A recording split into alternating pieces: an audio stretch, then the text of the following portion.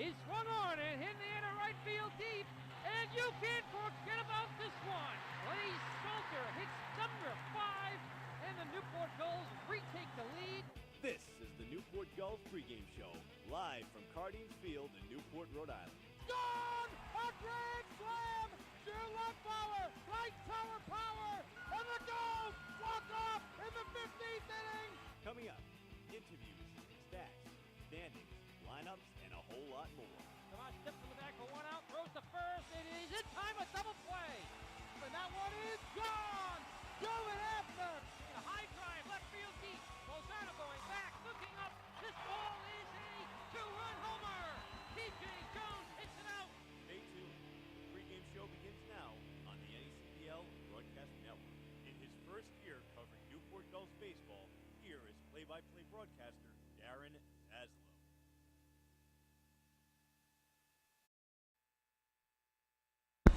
After dropping their first 2 games of the season, the Newport Gulls are ready to right the ship here tonight when they host the Upper Valley Nighthawks at 6:35 p.m. from Cardines Field here in the city by the sea. I'm Darren Zaslow, field level, getting you set for action. The Newport Gulls dropped their home opener 14-4 to the New Bedford Baysox 2 nights ago before falling to Plymouth 2-1 last night on the road in the bottom of the 9th inning on a walk-off fielder's choice. Should be a beautiful night for baseball on Newport Hospital night here at the ballpark. It's the Upper Valley Nighthawks and the Newport Gulls. I'm Darren Zaslow here as the Newport Gulls pregame show starts right now. Welcome back to the pregame show here on the NECBL Broadcast Network. I'm David Peck alongside Jack Patterson from Bryant University. Jack, you got the ball in opening night. How did it feel to be on the mound here? It felt great. It definitely was an outcome that we wanted to get on opening night, but it was definitely fun to get back here in front of the best fans in the NECBL. So it was awesome. It was a lot of fun. And you were on the team in 2014. What are your plans for this season? Any expectations going into the year? Newport always has a target on its back within the league. We've won 6 championships already, and in 2014 we were lucky enough to win one, and hopefully we can do it again this summer. So there's still a lot of new faces coming in. Obviously a very different team from a couple of years ago. It's a revolving door year to year. How well do you know the players yet? Are you still trying to get comfortable with each other? And how does that kind of affect how you play on the field?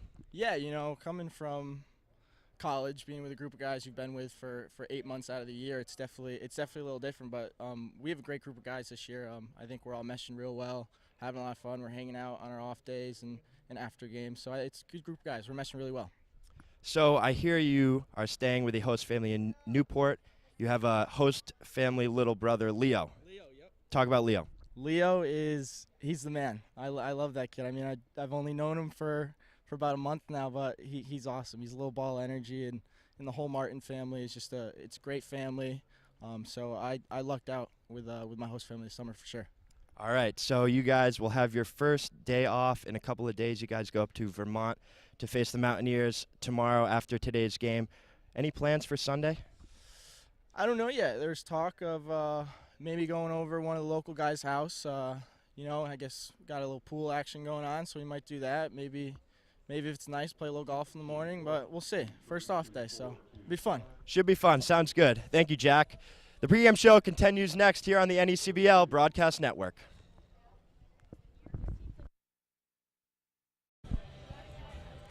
Welcome back to the pregame show here on the NECBL Broadcast Network. I'm Shannon O'Connell here with Tyler Green for the Gulls Insider.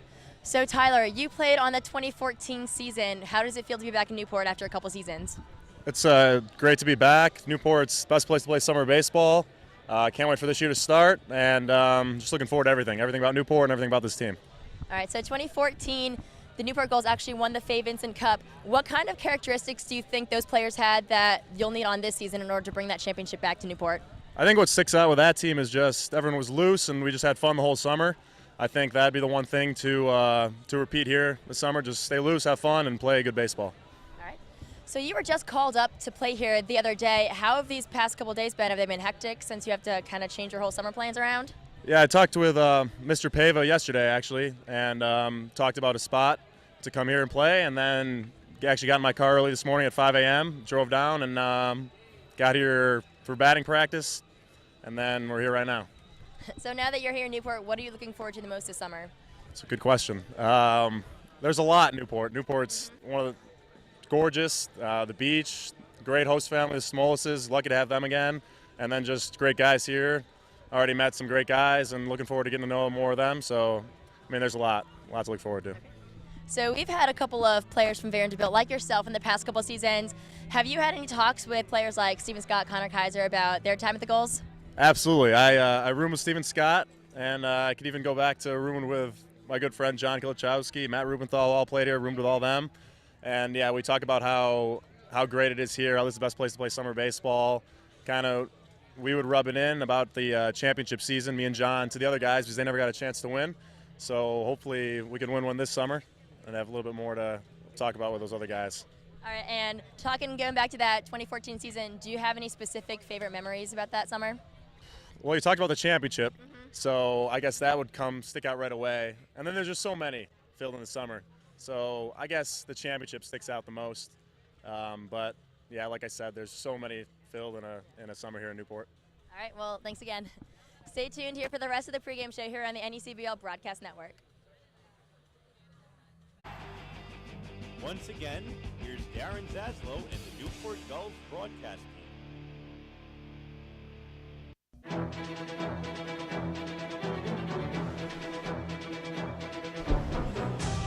And welcome to Cardines Field in Newport, Rhode Island, as we get set for more New England Collegiate Baseball League action as the Newport Gulls host the Upper Valley Nighthawks. How you doing, everybody? A gorgeous night for baseball here in the city by the sea. Alongside Newport Gulls scorekeeper Ben Maxoud, Newport Gulls reporter Dave Peck, and Meredith Pepis, I am Darren Zaslow, getting you set for action here in the broadcast booth. Newport looking there for their first win of the 2017 campaign.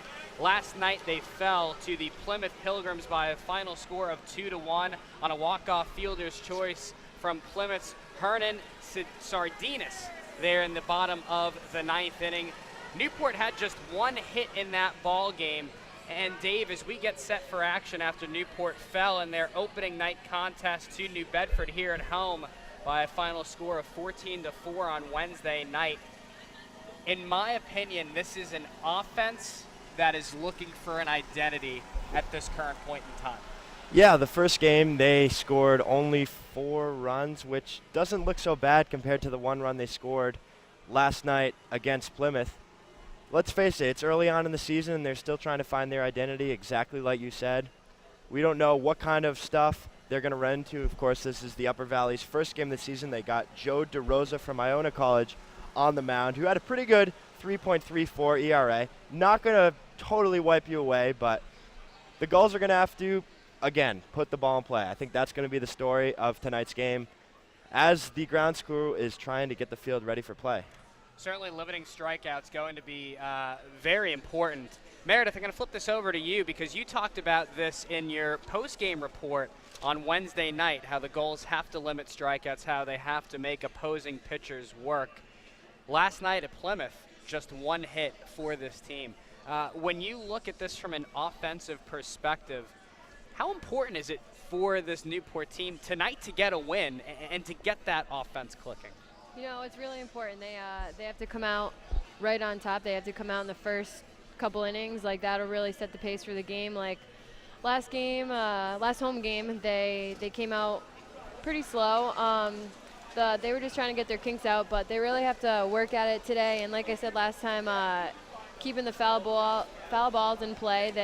You really have to make every at-bat count. That is key to driving in those runs, getting people on base. That's like half the battle, is just getting people on the base. So that's what they should focus on tonight here in the first couple innings. The Upper Valley Nighthawks, for them, this is opening night for this Upper Valley team. And last year for Upper Valley, this was their first year in the New England Collegiate Baseball League. So transitioning from year 1 to year 2, Dave, and again, you're a baseball player, so am I. We've seen what it's like for young organizations, for young programs to come along and develop.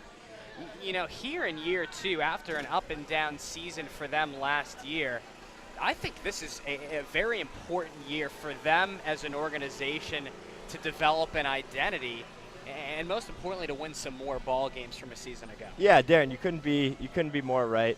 Last year, they were 21-25, finished 4th in the Northern Division. You know, they were still trying to figure things out more than just on the baseball field. There's a lot that goes into these games. There's a lot that goes into running the organization and making sure that the players, little things, it's the little things, talking about little things, are fed at away games, that everything is washed, that everything is running smoothly so the players can come to the field ready to go, knowing that everything else besides the game is going to be taken care of for them. That way they're in the right mindset to, you know, play some good baseball. We had a little rain here earlier on here in Newport, Rhode Island, but you wouldn't know that if you just got to the ballpark. A gorgeous night for baseball. Shadows starting to creep along that outfield fence, at least in left and center field, a little bit in right center as well. A few clouds in the sky, but really just a gorgeous night for baseball. What we're going to do, take a quick little break, come back with our pregame show here on the NECBL Broadcast Network. TV 18, Newport County.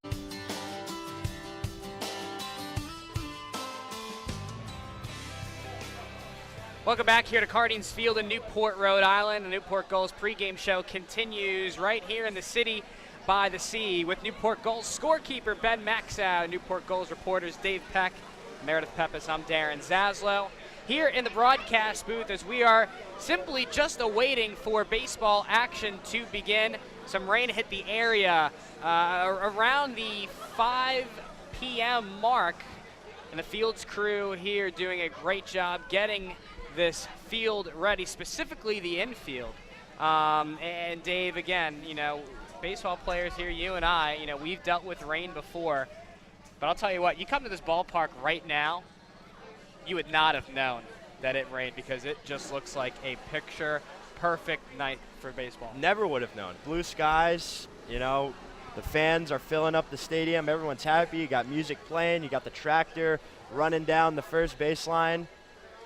Beautiful. You never would have known. Like you said, we were down there field side when it started to happen. I was actually in the middle of an interview with the pitcher from opening night, Jack Patterson, and it started pouring, and it actually kind of hurt. I mean, it didn't actually hurt, but it kind of felt like hail. And I don't think I've ever been in rain that was that intense, yeah, if you will. But honestly, it was nice. We got to stay in the dugout a little bit, talk to some of the players. I talked to yesterday's pitcher from UNH, so it was nice to get a little rapport going with some of the guys down there on the field. Certainly was coming down pretty hard. Meredith, again, you look at this crowd, and similar to opening night, again, fans continuing to pile into Cardines here. It's just really nice to see, you know, from a community perspective here in this Newport area, lots of fans coming out to the ballpark, supporting this team. Do you agree with that? That's something that you can actually feel when you walk here in the Cardines. Oh, yeah. I mean, despite the rain, there's still a huge crowd and a great night for some summer baseball.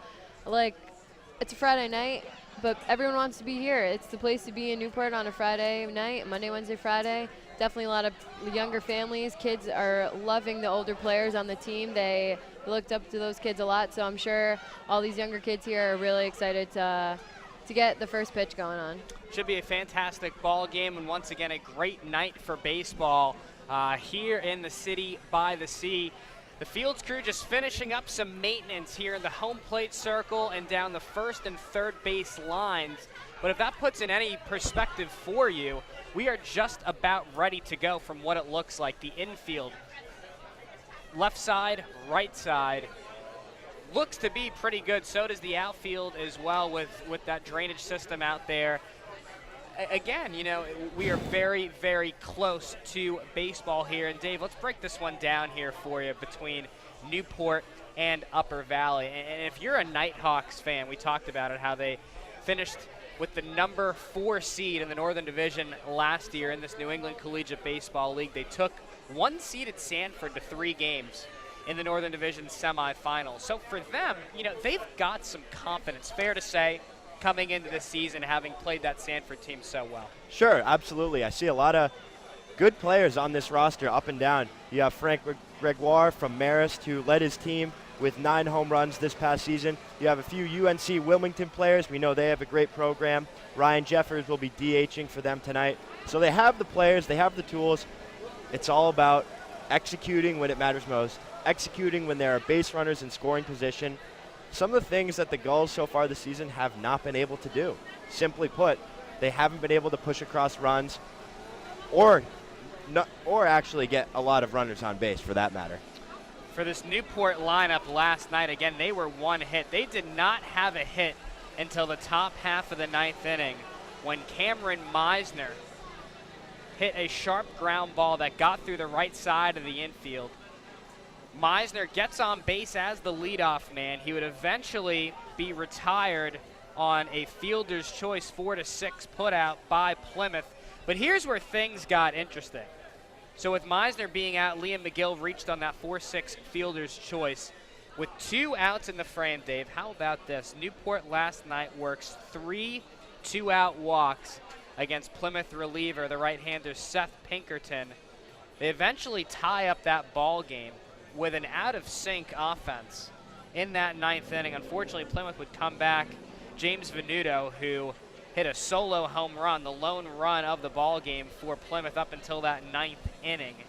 He would work a leadoff walk that would advance to third on a double down the right field line from Plymouth pinch hitter Sal Gozo. Then an intentional walk and a strikeout set the scene for Plymouth's Hernan Sardinas to hit a fielder's choice ground ball. Tough play at shortstop. Kevin Heiss for Newport trying to charge in on that ball, make a tough play at the plate. Really just had no play on that because it was so softly hit to that left side hole there between shortstop and third base. And that's how Newport falls to Plymouth last night by a final score of 2-1. Just a tough ball game. You know, and again, it's hard to win a game when you have 1 hit. When I look back at that, Newport played tough. I think they took a stride from Wednesday night's 14-4 loss here at home against New Bedford. But again, you know, this offense still needs to find its identity, and I think that's what this first week, maybe even first few weeks of the season is for, to understand your strengths, understand your weaknesses. That'll give you a chance to put things together. No, you're certainly right, Darren, because a 14-4 game, let's face it, things got ugly. Middle 6th inning or so, a couple of errors, hit by pitch, walks, thrown around the diamond. That's not the kind of stuff that we expect to see, and that's not the kind of stuff that these guys are used to doing on the baseball field. So to have a 2-1 game against Plymouth last night, yeah, you obviously didn't pick up the win, but a lot more fundamentally sound baseball, at least from a pitching and defensive standpoint. The bats will come. We know that as they see more people. Let's keep this in mind. There might be a little bit of an adjustment to wood. They've been using metal all college season. This is the first time they've gotten back into the wood bat league since maybe last summer. So not trying to make any excuses for them because we do expect them to be hitting a little bit better than they are, but that could also be a factor. One thing I want to look at is the production that the Gulls, have had from the 1 and 2 batters and the lack of production from our 3-4 more interior guys. You look at O'Regan, he doesn't have a hit on the season. He had 3 strikeouts in the first game, and then he went 0 for 3 last night. That's your number 4 hitter. You expect a little bit more production from those guys. Absolutely, and some of the other guys that you look at, Cameron Meisner right now is hitting .429 on the year. Drew Archiolo has played some very good defense in center field. Has also done a nice job setting the table at the top of this Gulls lineup. So we'll see what this Newport team can do. Again, it's early on. It's a 45-game regular season schedule here in the New England Collegiate Baseball League. Really no panic is the vibe that I have gotten from these players, and rightfully so. But should be another fantastic ball game here tonight on Newport Hospital Night. Tons of free, healthy giveaways being handed out at the ballpark here at Cardines Field as we are getting set for baseball. Take a look on the field. Tons of players getting loose, stretching out the arms as we get set for NECBL baseball. Should be a lot of fun. Should be a great game. Don't go anywhere. This is the NECBL Broadcast Network. Looking for stats, scores? At Cardines Field in Newport, Rhode Island. Newport Gulls pregame show continues here in the broadcast booth with Newport Gulls scorekeeper Ben Maxow, Newport Gulls reporters Dave Peck Meredith Pepis, I'm Darren Zaslow. Dave, again, here taking a look at these lineups. We'll get those to you shortly, but when you break down this lineup, what do you got? One new face, right? One new face in Tyler Green, the senior from Vanderbilt University. We'll get more on him as the game goes on, but he's going to be playing third base tonight, batting fifth. You remember Duarte, who had a little bit of trouble at third base in the opening night. You see Coach Leyva making a little bit of adjustment maybe to get, as he gets more of these veteran players, older players into Newport, he makes some adjustments in his lineup. That's one thing I'm looking at tonight. Just 7 hits combined for the Newport Gulls in their first 2 games, right? So you wonder why this team is 0-2. Well, they've struggled offensively. Again, the way that I look at this current situation is that it really seems to me like they're just growing pains, as in similar to what Dave said early on, adjusting to wood bats, adjusting to very good pitching. One thing the NECBL, among the talent, the pitching in this league is excellent. And that is tough to find in other leagues. You wonder why this league gets so many compliments about the talent, about the players, and the competition. For me, it starts on the mound with the pitching. And that's what Reed Anderson is going to have to do tonight out of Brown. Last night, you look at what David Palmer did for this Newport team out in Plymouth. Had an absolutely fantastic outing through 6 innings, allowed just 1 earned run, had 8 strikeouts. Dave, that's the type of outing that this Gulls team needs. If the offense is going to struggle, if the offense is going to be out of rhythm, when that happens, it's okay at times. There's going to be a lot more pressure on your arms on the bump and defensively if this offense can't find what its strengths are here tonight. You're absolutely right. Right now, the pressure is on those pitchers because 1 through 9, or I should say 3 through 9, our hitters here in Newport are not hitting the baseball very well. There are very few situations in sports, there are very few relationships in sports like the pitcher going after a batter in baseball. I can't think of anything off the top of my head in sports where one person is doing everything he can to get the other person and beat them, while the batter is doing everything he can to get to the pitcher. You could say tennis, it's 1v1, but it's different because this is such an isolated kind of relationship that the pitcher and the batter have. They're both giving it their all.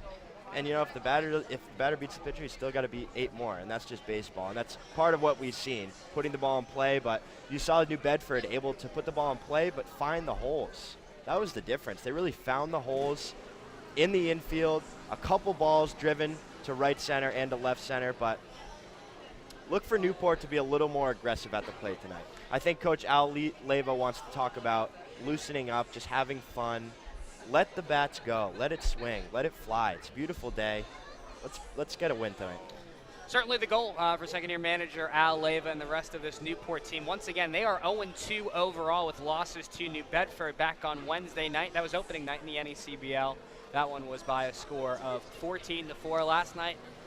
They fell on the road at Forges Field in Plymouth, Massachusetts, to those Pilgrims by a final score of 2-1. They fell on a walk-off fielder's choice in the bottom of the 9th inning with 1 out. Also here in the broadcast booth, Meredith Pepis. And Meredith, again, really nice night here for NECBL action for the Gulls, especially because you were here Wednesday night with us. From that ball game, tell the people listening at home again, what were your major takeaways from that game? That was the 14-4 loss against New Bedford. What in that game stood out to you from up here in the booth? I thought New Bedford came out right away. They didn't wait. They didn't hesitate on any pitches. They got right out there. I think Dave said it last time that they almost had every inning where their first batter up got on base. I think the Newport Gulls should take away from that. I think they should try and do the same thing. I think they should really just try and get someone on base. That's half the battle. And then they had a couple nice stolen bases last home game. So we all know they can run and they can steal.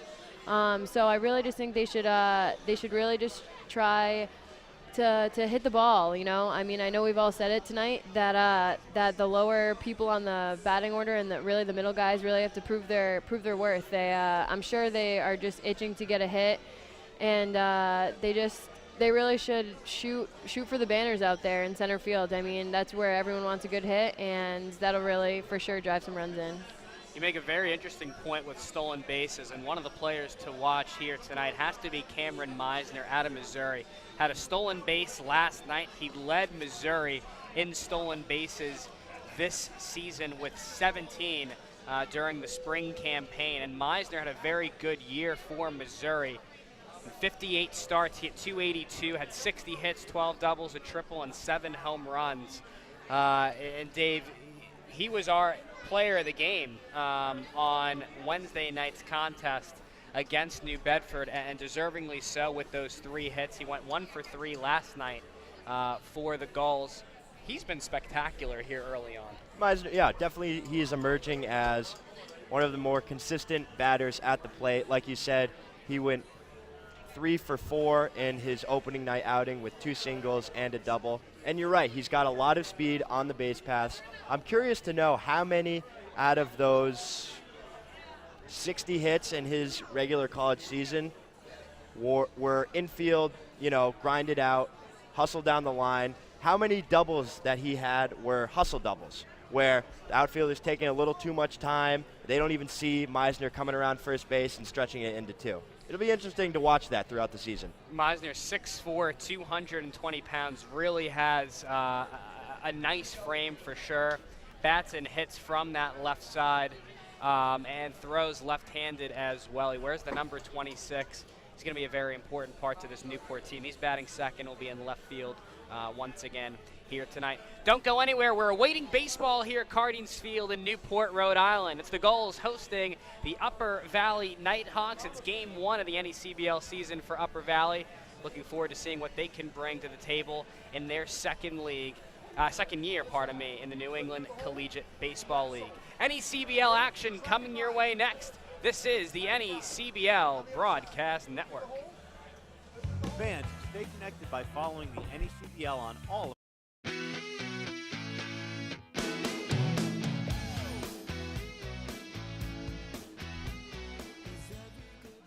Just about ready for baseball here on the NECBL Broadcast Network. Darren Zaslow with you, alongside Newport Gulls scorekeeper Ben Maxoud, our reporters Dave Peck and Meredith Pepis. Gorgeous night for baseball here in the city by the sea. Special shout out to the fields crew here, guys, for doing a great job getting this field ready. We had some rain earlier on in the night. That's why the delay has occurred here at the ballpark. Scheduled first pitch for tonight's game between Upper Valley and Newport is set for 7:15. So just about a few more minutes until we get underway. We'll get you everything that you need, your lineup, starting pitchers, and all of the other information that we give during our pregame show. You will get all of that by first pitch. And Dave, again, looking at this field, looks very nice. Not an easy job for the field crew to get this ready after the rain came in. Again, you wouldn't have noticed that if you walked in the ballpark right now, because it is perfect weather right now for baseball. But you can see right now on the field, especially here in this home plate circle, they're getting the field lines set up. There you can see it right in front of you on your screen. And at home plate, they're getting those lines set up. But that's not an easy job at all, getting this ready, and so quickly as well. So quickly. And you're right. I mean, no one would have known at all if there was rain unless you look at our shoes, because we were really down there. I mean, we were trying to traverse behind the plate in the dirt. We're dressed a little bit. We're not in baseball attire. So the players were out there in the pouring rain, getting the tarp done. I actually tried to run out there for a second. Bad move. I turned back within 3 seconds of going out of the dugout. But talking to some of the players, they were surprised to see us having a game tonight. They sounded almost certain that this would be canceled because of how quickly the rain came down and with how much power came down, really drenching everywhere that did not have a tarp covering it. But as you said, this isn't the first time for this grounds crew. I mean, they know what they're doing out there. Simply put, they know what they're doing, and whatever it takes. It's a long bus ride for Upper Valley, so I'm glad we're going to be playing some baseball tonight. Tomorrow, the Newport Gulls will travel out to Montpelier, Vermont to take on the Vermont Mountaineers. That one's set for 6:30 p.m. Vermont, a very good ball club. They won the 2015 NECBL championship. And Meredith, we've talked about what the NECBL is like, and we've talked about the travel schedule, how it prepares these players ultimately to play professional baseball. That's the goal. Understanding what this travel schedule is like, and if you've read the schedule at all, do you agree that this is pretty quality preparation for the next level, for that professional level after college ball? Yeah, I mean, it's a 45 game schedule, and it's packed into a short 1.5, 2 months tops if they make playoffs. So I know it's nothing as long as the as a MLB, but it definitely is preparing these kids. Also coming off an 8-month schedule with their college teams, very packed as well. So it definitely is eat, sleep, breathe baseball for them. Certainly have to have that mentality and really maintain that tough mindset throughout the season as well, something that's not easy to do. Again, there's a reason these players are here right now in this league. Really some of the best talent in the entire country. Newport will next be at home on Monday when they host last year's NECBL champs, the Mystic Schooners. Dave, that should be a fantastic ball game. And here at the ballpark on Monday night, 6:35 first pitch, it's Newport Gulls Scholarship Night. 9 summer camp scholarships will be given away courtesy of Newport Gulls baseball. So a chance to go to summer camp, certainly something that cannot be frowned upon here. I mean, who doesn't want to go to summer camp and get a scholarship to do that? So that's pretty exciting stuff that'll be given out here at the ballpark. Once again, Monday night, Newport Gulls Scholarship Night as Newport hosts last year's NECBL champion Mystic Schooners.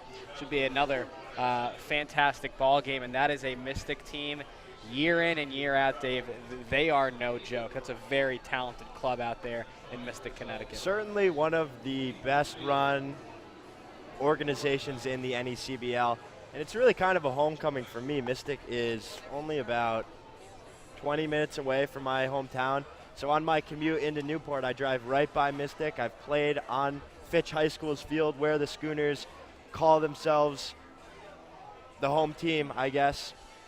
I'm looking forward to that game a lot. You know, they lost in the playoffs, like you said, to them last year. New Bedford lost to them last year. They've really had the number of a lot of teams here, especially in the Southern Division, so it should be a good one. We got a couple great games over the next 3 or 4 days, so of course they have Sunday off, so the players will get to enjoy Newport for the first time this summer. I was talking to Reed Anderson. He was telling me, you know, maybe they'll go to the beach. A couple of guys have a pool at one of their host family houses.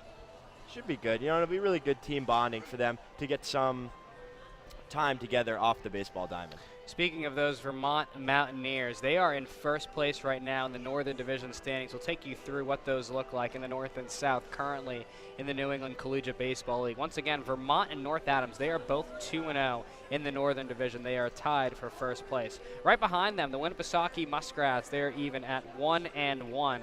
And the Valley Blue Sox, they're 0-1. Sanford and Keene are both 0-2. They currently sit in the basement of that Northern Division, with Upper Valley still awaiting to play their first game. That will be played here tonight at Cardines Field. The Southern Division standings, those look like this. The Plymouth Pilgrims, they're 2-0 right now. They sit atop the Southern Division. Right behind them, the Danbury Westerners, they're 1-0. Ocean State also 1-0 to begin the season. The New Bedford Bay Sox are even at 1-1. Mystic is 0-1, and the Gulls currently sit right now in last place in the Southern Division standings. They are 0-2. Meredith, we've talked about this. It's a long season. Fair to say, really no reason to panic for this ball club right now. None at all. They've only had 2 games under their belt. Half the team isn't even here yet to show what they've got. So I think they should be feeling pretty fine right now. They shouldn't be worried at all. They just got to really make it count when it has to count, you know. And we'll see what the Newport Gulls can do. Again, they host the Upper Valley Nighthawks here tonight. We're awaiting first pitch. That is set for 7:15 as the Fields crew lines currently right now the third base line. First base line pretty much set to go. So we are just awaiting the final touches to be put on the diamond here at Cardines Field. Don't go anywhere. It's the Gulls and the Nighthawks. Game 3 of the NECBL season for Newport. It's the opener for the Upper Valley Nighthawks in their second season in the New England Collegiate Baseball League. Should be a fantastic night, lots of great baseball. Don't go anywhere. This is the NECBL Broadcast Network. Franklin is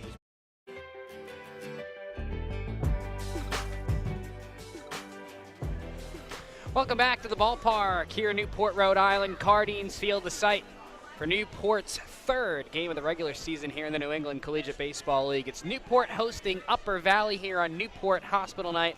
Lots of free, healthy giveaways being handed out at the ballpark. I'm Darren Zaslow, joined alongside Newport Gulls scorekeeper Ben Maxoud, Newport Gulls reporters Dave Peck, Meredith Pepis, all here with you in the broadcast booth as we get set for baseball. Meredith, why don't you take us through this NECBL scoreboard? To my knowledge, lots of games going on throughout the league here tonight. Lots of games. Every game but ours, actually. So Winnipesaukee Muskrats lead the Valley Blue Sox in the top of the fourth. Mystic Schooners and New Bedford Bay Sox are tied 0-0 in the bottom of the second. The Ocean State Waves and the Sanford Mainers are also tied in the top of the third. Keene is leading Danbury at home, top of the third. North Adams and Plymouth are tied as well, 0-0 in the top of the first, and Upper Valley and Newport Gulls are awaiting game time pitch. We are certainly awaiting that pitch. We've heard 7:15 approximately is when that's going to be thrown now. The fields crew working on the batter's boxes. They're right on your screen in front of you. The base lines are set. We're just waiting for the batter's boxes to be put on the diamond. Really, Dave, just kind of awaiting the final touches here for what should be a really nice night for NECBL action. Awaiting the final touches. You can hear all the kids, getting a little bit antsy to get this game underway. So are we. To be honest, we've been getting ready, but couldn't be more excited for action tonight. You got Gully Jr., everybody, can feel the buzz in the air. First pitch about to be thrown. Just a few more things, a few more lines to be painted, and then let's play ball. Should be a lot of fun, and again, credit to this field crew. We cannot say it enough. Without them, with the way that this field was after that, what would you say, about a half-hour storm that hit the Newport area around that 5 o'clock p.m. mark, you wouldn't have known that even happened with the job that they have done. Batter's box is currently getting the final touches put on those. The back lines currently being put in. Home plate being cleaned off. Left side of the infield also getting some work done as well. But we are almost ready. Upper Valley and Newport. This is Upper Valley's second year in the NECBL. Newport trying to start their quest for NECBL championship number 7. And this being my first summer here in Newport, in the city by the sea, Dave, that's something you can feel. It's not an expectation to make the playoffs. It's not an expectation to, just get there, just get to that postseason. It's an expectation that this team brings home that Fay Vincent Senior Cup for the 7th time in team history. I would equate this team and the way they go about their business and the way they hold their expectations so high a little bit to the New England Patriots. It's championship or bust here in Newport. You see every day, every game day here at Cardines, they have all the banners of the past championship. Lead the NECBL, of course, in Fay Vincent trophies. So you're right. Playoffs are simply not enough for this team, and they do have it in them. We've said it time and time again. Long season, still getting players back from their respective colleges. It's just a matter of time. It's just a matter of time till this pitch is thrown, Darren. Absolutely. Again, Newport 0-2 on the season. This is Upper Valley's first game being played in the 2017 regular season in the NECBL. But exactly right, Dave. It is an expectation for this team, this Newport team, to win the whole thing, to win that Fay Vincent Senior Cup. On the other hand, when you break down this Upper Valley organization that the Nighthawks have, they finished 4th in the Northern Division standings last season. For them, they made the playoffs. They fell to Sanford in the first round in 3 games. When you look at a team like that, what do you think is the next logical step for an organization like that to make here in 2017? Yeah, it's not easy to start a new organization, especially because player recruitment is a huge part of the NECBL, bringing in players who had terrific college seasons, are from great programs, from all across the country. You look at the roster for the Gulls, and they got players from everywhere, California, Texas, you name it, all four corners of the country. Mm-hmm. For a smaller team, maybe a team that hasn't been around as many years, doesn't have as much of a reputation, not only in New England, but throughout the college baseball sphere, I would say. So that's part of it. And as they win a little bit more and as they get more experience year after year, they'll find that more players are wanting to come to play for Upper Valley, and then it kind of snowballs from there. If you don't know much about Upper Valley, they are based out of Hartford, Vermont. That's a bit of a hike away here from Newport. They will travel up to Upper Valley later in the season. They will play the Nighthawks once on the road, as when you break down the NECBL standings, the Southern Division teams play the Northern teams twice, splitting those two games, one at home and one away. So Newport will have to take that trip too, up to Hartford, Vermont at some point this season. Long trip here for Upper Valley, coming down to the ballpark. And again, when you have that long of a travel distance and this great of a grounds crew, they're going to do everything that they can to get this game in. And get this game in, it looks like, is going to happen here at Cardines Field. The Newport Gulls are lining up there, as you can see on your screen in front of you, down the first base line. The Nighthawks running across the outfield now. Hockey-style dugouts here at Cardines Field. The Newport Gulls dugout closer to home plate. The Nighthawks dugout closer to first base. We'll take you through the field dimensions, starting lineups, everything you need to know as we get set for first pitch here at the ballpark. Should be a lot of fun, Dave. Looking forward to it. I can't wait. I can't wait. Game number 3. Let's get a win today. That's certainly the goal. That is certainly the goal for this Newport team. And for Upper Valley, on the other hand, start off your season on top. You know, that I know it's a very short-term goal, but it's a lot easier when you're starting that season and you see 1-0 as your record, as opposed to 0-1. That's just how it works, and that would be great for this Upper Valley team in their second year. New team, a lot of new faces, some really nice uniforms as well. That would be a great start for them. We'll see if they can do it. Kind of Seahawksy type uniforms, color scheme, whatnot. For this team, second year, we said it a lot, to come into Newport, such a storied franchise in the NECBL, for this team to come in and steal a win, that would be big for them. So you got to think that Newport's got a target on their back. They got to rise to the occasion. Again, if you don't remember how Newport did last year, they finished 25-19 overall. That was good for second place in the Southern Division standings. They fell in the Southern Division Championship to the Mystic Schooners after taking down Danbury. Looks like we're just about ready for action. Let's throw things down field level. We get you your starting lineups.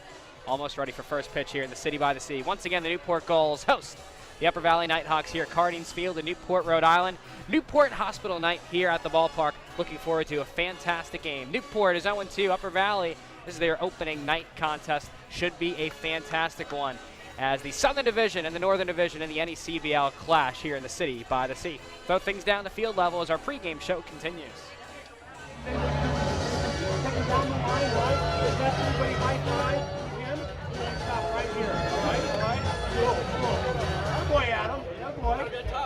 Good evening, ladies and gentlemen, boys and girls. Welcome to Cardines Field.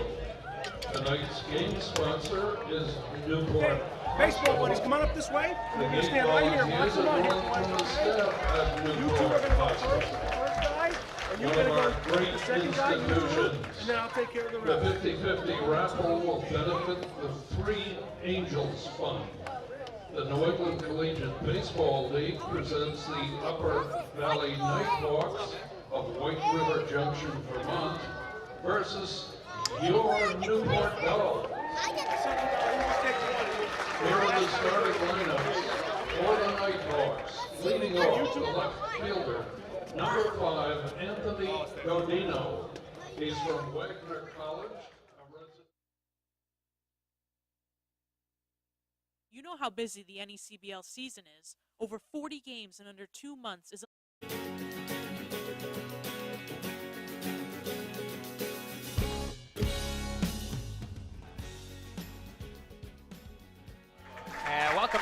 here to Cardines Field in Newport, Rhode Island. We are just about ready for NECBL action.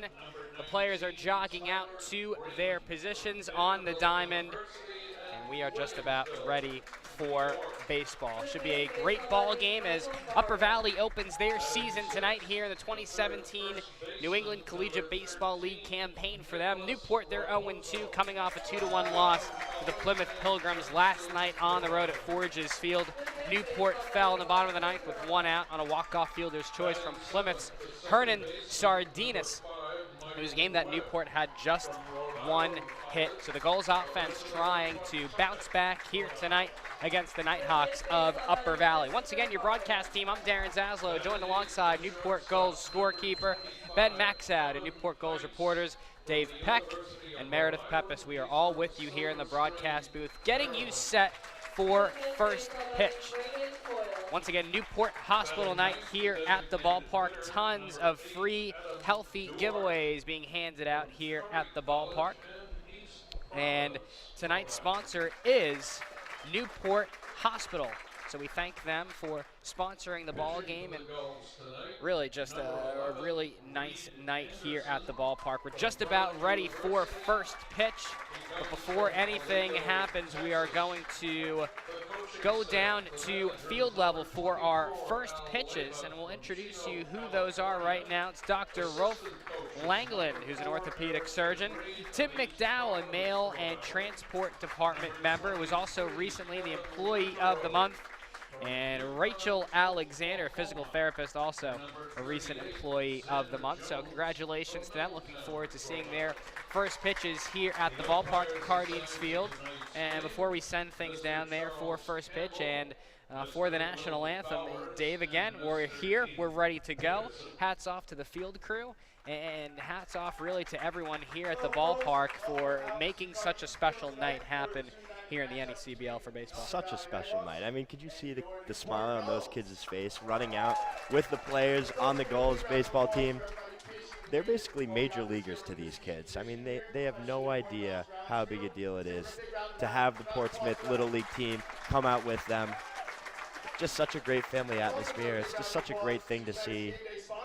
Really excited for this game, Darren. Should be definitely a lot of fun. Once again, Newport will be back in action tomorrow night when they travel up to Montpelier, Vermont to take on the Vermont Mountaineers, the 2015 NECBL champions, before coming back on Monday night after an off day on Sunday to host the Mystic Schooners here on Newport Gulls Scholarship Night, as it's the Gulls and the Schooners. First pitch set for 6:35 p.m. You can tune in to the pregame show at 6:05.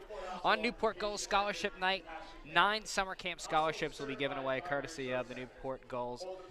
So a lot of exciting stuff coming up here at the ballpark. And you take a look here at your screen. I mean, it is filled up here at Cardines Field. You can see right behind the home plate area, which is covered here by the roofing. Tons of fans right behind the dish getting ready for action, as well as the grandstands down the first and third base lines. Lots of people awaiting first pitch between the Nighthawks and the Newport Gulls. Newport still looking for that first win after going 25-19 overall last season. That finished them in second place in the Southern Division when they fell to the Mystic Schooners in the Southern Division Championship Series. So first pitches are being thrown out here on the field. And we are almost ready for baseball. And before we get you down to the field for the national anthem, we can go to the around the league scoreboard as well. Dave, you want to take us through that really quickly? Yeah, all the games going on last night. Close games around the league last night. Gulls fell to the Plymouth Pilgrims 2-1. Up in Vermont, the Mountaineers defeated the Mainers 3-0. Sorry, that was in Sanford. Steeplecats from North Adams took down the Keene State Swampbats 5-3, while the Valley Blue Sox fell to Winnipesaukee 4-2. In Rhode Island, the Waves ousted the Bay Sox 5-1. Stay tuned for more updates from our own Meredith Peppis around the league. Absolutely, Meredith will be giving us our around the league scoreboard of games that are currently happening in the 3rd, 6th, and 9th innings of tonight's ball game. So we'll be able to keep you posted, keep your eye out for things going on throughout the league. as well. The Gulls right now are on the field. They were accompanied by Little Leaguers out to their positions as they jogged out on the diamond that looks pristine right now. It really does. Shadows, It's crazy. Certainly is. After the rain, shadows covering this left side of the infield, also in left center field and center field as well. You look at the foliage, beautiful trees overhanging atop the fences here at the ballpark. American flag in right field waving. Got the warehouse located down the right field line. Tons of houses, buildings lie along the outfield fence. If you're not at Cardines Field and you are in the Newport area, what a gorgeous night it is for baseball. Perfect night to watch the Gulls face off against the Upper Valley Nighthawks. Tonight's Honor Guards is Cub Scout Pack 77. We'll throw things down field level for the national anthem being sung by Luriana De Crescenzo.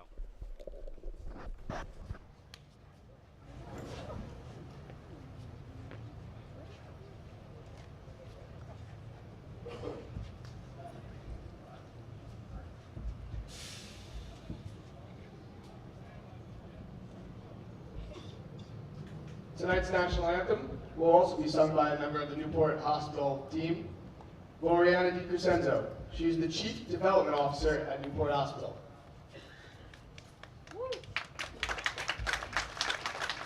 Oh, say, can you see by the dawn's early light what so proudly we hailed at the twilight last gleaming, whose broad stripes and bright stars through the perilous fight o'er the ramparts we watched were so gallantly streaming, and the rocket's red glare, the bombs bursting in air, gave proof through the night that our flag was still there. Oh, say, does that star-spangled banner yet wave o'er the land of the free and the home of the brave?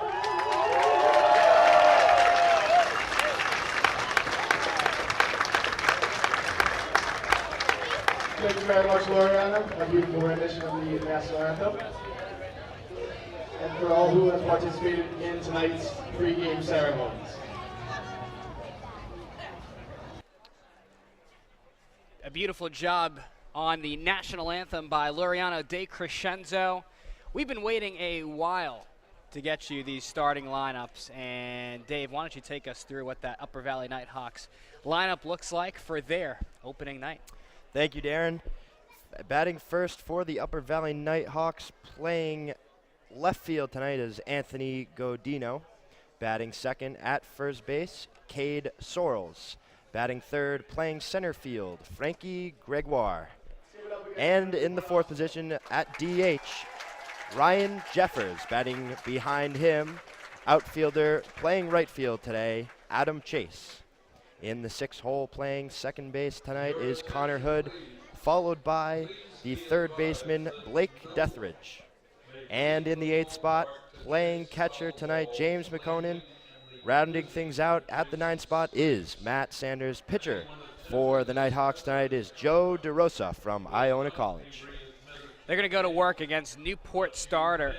It's the right-hander Reed Anderson, stands at 6 foot, 195 pounds, is a Brown University product. Anderson made 7 starts, 10 appearances for Brown this past spring, tossed 40.1 innings, had a 5.80 ERA. Struck out 41 hitters, walked 26, gave up 45 hits. 26 earned runs, also had 1 save. Anderson led the team in strikeouts and threw the 3rd most number of innings at Brown this year. So we'll see what Reed Anderson can do. And the Newport Gulls starting lineup, it looks like this for second-year manager Al Leyva. And the Gulls will be leading off in center field. It's going to be Drew Archiolo out of Fairfield. In left field is Cameron Meisner out of Missouri. He'll bat second. The number 3 hitter is Liam McGill. He's behind the dish tonight. He was at first base the first 2 games of the season. He's out of Columbia. And the cleanup spot is Liam O'Regan. He's in right field out of Elon. Tyler Green makes his first appearance for the Gulls. He's in the starting lineup here tonight, playing the hot corner and batting 5th. Nicholas Raposo is at first. He bats 6th. Raposo out of Wheaton College. And the number 7 spot's the second baseman, Michael Webb from Rhode Island College. Kevin Heiss is the shortstop out of University of Rhode Island. And rounding out the Newport lineup is the designated hitter, Adam Duart out of Curry College. And they will face, like Dave mentioned, it's going to be Joe DeRosa out of Iona. And Newport just about ready for baseball. Your umpire is here tonight at the ballpark. Charles Campbell, Will Bowers, and Keith Peterson all going to be here tonight. You can take a look at them on your screen in front of you. And your weather report here at the ballpark.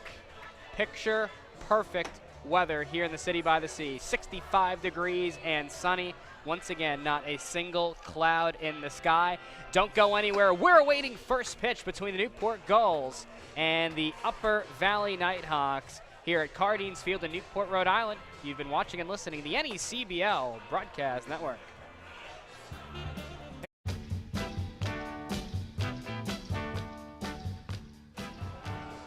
Welcome back to the ballpark here at Cardines Field in Newport, Rhode Island.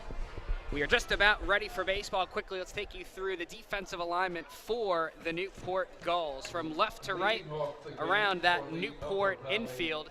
Manning the hot corner for the first time this season, Tyler Green. He's at third base. At shortstop is Kevin Heiss. Michael Webb is at second. And at first, Nicholas Raposo. From left to right in the outfield, Cameron Meisner is in left. Drew Archiolo in center.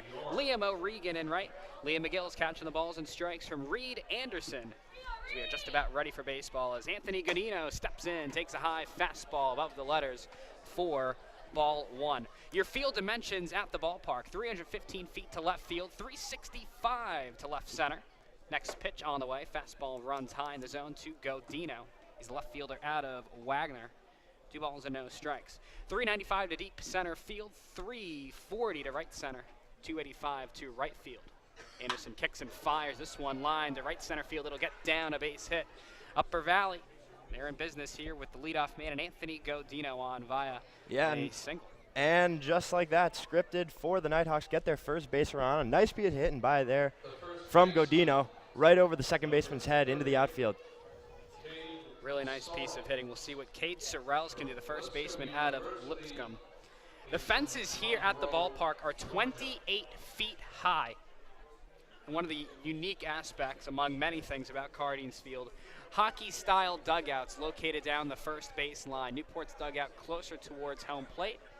Upper Valley's closer towards first, as the first pitch from Anderson is in there at the belt on the inside corner for a strike to Sorrells. It's 0-1. Sorrells from Lipscomb University batted .298 this year, 53 starts, 59 hits, and had 40 walks, first on his team this season in college. Bats from the left side with a black ankle guard on the front foot. Anderson sets the tan glove just above the belt buckle. This one chopped foul, first base side. It's 0-2. Nice job by Anderson to get ahead. The runner on first is Anthony Godino. He led off the ball game with a single to right center field. A line drive hit pretty well there on the button. On the nose, certainly. Newport, they're dressed in their home white uniforms with Gulls written in blue from left to right. The numbers on the front and the back of the jersey are blue, with white pants and a blue and orange stripe down the side. Anderson sets and deals. Fastball, swing and a miss, strike 3. Runner in Godino steals second. He's in there with a slide, just beating the tag of the shortstop, Heiss. So there's one away off the first strikeout of the ball game for Anderson. Godino in scoring position now at second base for the number 3 hitter, and Frank Gregoire, center fielder out of Marist. Yeah, good job by Anderson keeping that fastball low and away in the zone. You know, we almost saw the same thing happen, have the lefty batting number 2 in the order to kind of create that big hole as they're holding the runner on first. Didn't work this time, but they're able to steal the base and get a runner in scoring position early. Certainly got a good jump there as well. So we'll see what Gregoire can do. Swings an all-black bat, wears white batting gloves, slightly bent knees, a squared stance. Anderson looks towards Godino at second. He'll fire in a fastball. This one fouled off to the right side, off the netting here. Guarding the bleachers section down the first base line. 0-1 on Frank Gregoire. So far, I like what Anderson's doing. Pounding the strike zone, getting ahead in counts. Certainly making these Upper Valley hitters work. Anderson set once again, looks towards Godino at second, kicks and deals a fastball, taken ankle high. It's 1-1. Still scoreless here. Top half of the first. 1 out and a runner on second. 1 ball and 1 strike. The count to Frank Gregoire out of Marist. Infield plays straight up. The third baseman Green playing about 5 feet behind that third base bag where he normally would. 1-1 pitch. This one a bouncer to second. Nice job by Webb to stay down on that one. Gathers and throws out Gregoire 2 away, but the third base goes Godino. Another great pitch there by Anderson. Low in the zone, creating ground balls. Good play there by Webb to get the out. Yeah, it took a weird hop off the lip of that infield grass, but Webb going down to a knee to stay in front of that. It's a great play. We'll see what Ryan Jeffers can do, the designated hitter at a UNC Wilmington. The runner on third is Godino. He singled, stole second base, and there advanced to third on the ground ball to the right side. Anderson winds and fires a curveball. This one chopped foul, third base side, 0-1. Upper Valley, they're dressed in their road navy blue tops with neon yellow trim. Nighthawks is written in neon yellow from left to right, and the numbers on the front and the back of the jersey look to be in white. Nice curveball there from Anderson. He drops that one in the zone for a strike. And Anderson certainly looks to be in control here, Dave, early on. Very much so in control. Great breaking ball there. Again, up 0-2 in the count. This is exactly what you asked for the Gulls starter. Going up a guy who led his team with a .328 batting average last year. Next pitch, fastball runs wide of the zone. Count pushes to 1 ball and 2 strikes. Upper Valley wears gray pants with a navy blue stripe down the sides. Some players wear the high navy blue socks. Anderson gets his sign from McGill. He likes what he sees. The 1-2 pitch on the way. Fastball just runs wide. 2 balls and 2 strikes. Not a bad pitch there by Anderson. Again, nothing early in the count, early in the game. Don't give him anything too good over the plate here. Make him work for it. Anderson gets his sign from McGill. Sets the target away. Break-even offering. This one a sharp ground ball up the middle into center field, a base hit. Coming in to score is Anthony Godino. It's a 2-out RBI single off the bat of Ryan Jeffers to give Upper Valley a 1-0 lead here in the top half of the first. Yeah, another ball by Anderson there. Left a little bit up in the zone. Jeffers does a good job getting the barrel on it, putting it right up the middle. Getting the quick RBI, giving the Nighthawks a 1-0 lead here early on. And once again, another first run score by the opposing team at Cardines Field playing the Gulls. Gulls here fell behind to New Bedford 2-0 on Wednesday night in the first inning, Dave. That's a good point. We'll see what Adam Chase can do, the right fielder out of Franklin Pierce. Looks at a fastball ankle high for ball 1. The runner on first is Ryan Jeffers, who singled just 1 hitter ago, an RBI. To score, Anthony Godino led off the ball game with a single to right center field. Anderson sets the tan glove just above the belt buckle. 1-0 pitch. Fastball, strike call to the knees on the inside corner, 1-1. Chase, a .338 batter for his college team, led his team as well. So they got a couple guys in their 4 and 5 positions that had pretty decent college seasons in 2017. 54 hits and 22 RBIs. Good guys to put in the middle of the order, that's for sure. Anderson is ready. Average size lead over there at first by Jeffers. Anderson steps off to take a look at him. No throw made. He's being held on by the first baseman, Raposo, who is behind the dish in Newport's first 2 games here on Wednesday and Thursday night. Anderson works from the right side of the rubber. Gets the sign from McGill. He likes what he sees. 1-1 offering. Broken bat, weak ground ball to second base. Up with it is Webb. Shuffles to his left throw to first. That will end the frame. 4-3. 2 plays made by the second baseman, Michael Webb, here in the inning. But not before Upper Valley scratches across a run on 2 hits. They leave 1 aboard with no Newport errors. The Gulls will take their first hacks of the night when we come back here on the NECBL Broadcast Network. Looking for stats, scores, and highlights?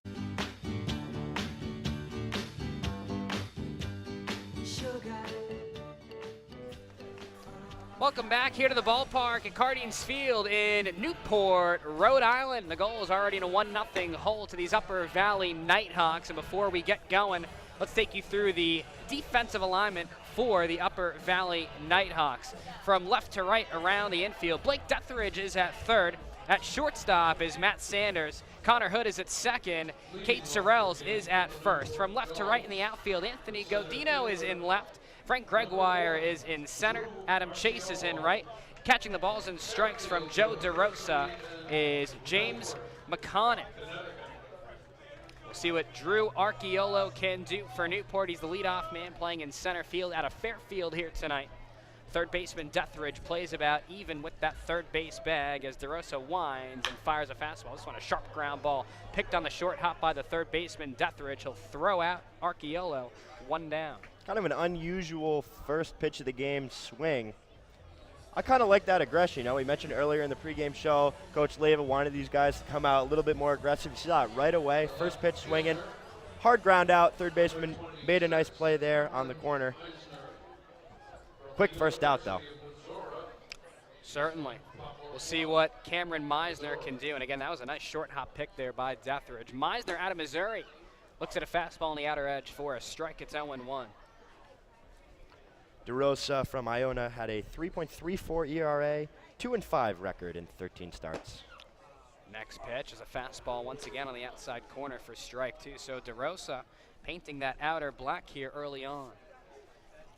1-0 is your score in favor of Upper Valley in the bottom half of the first. A 0-2 count to Cameron Meisner, who waves at and misses on a backdoor bender for strike 3. First strikeout of the night by DeRosa. That was perfectly placed, Dave. Great pitch there by DeRosa. You know, he got Meisner, who's been swinging a pretty good bat thus far this season. Got him fooled a little bit with the 0-2 curveball. Quick 2 outs here for the Gulls, trying to get their first base runner of the night in the first inning. We'll see what Liam McGill can do. He's behind the dish for the first time this season in Newport. Looks at a fastball wide of the zone for a ball. McGill played the first 2 games with Newport at first. Next pitch, fastball, paints the outside black for a strike. It's 1-1.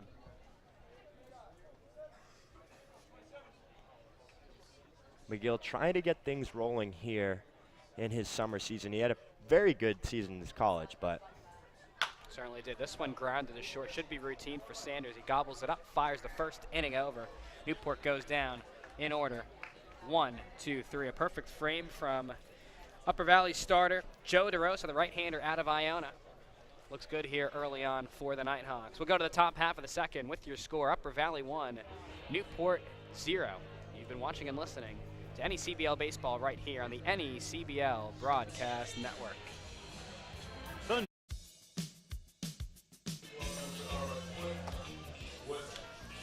Welcome back here to Cardines Field in Newport, Rhode Island.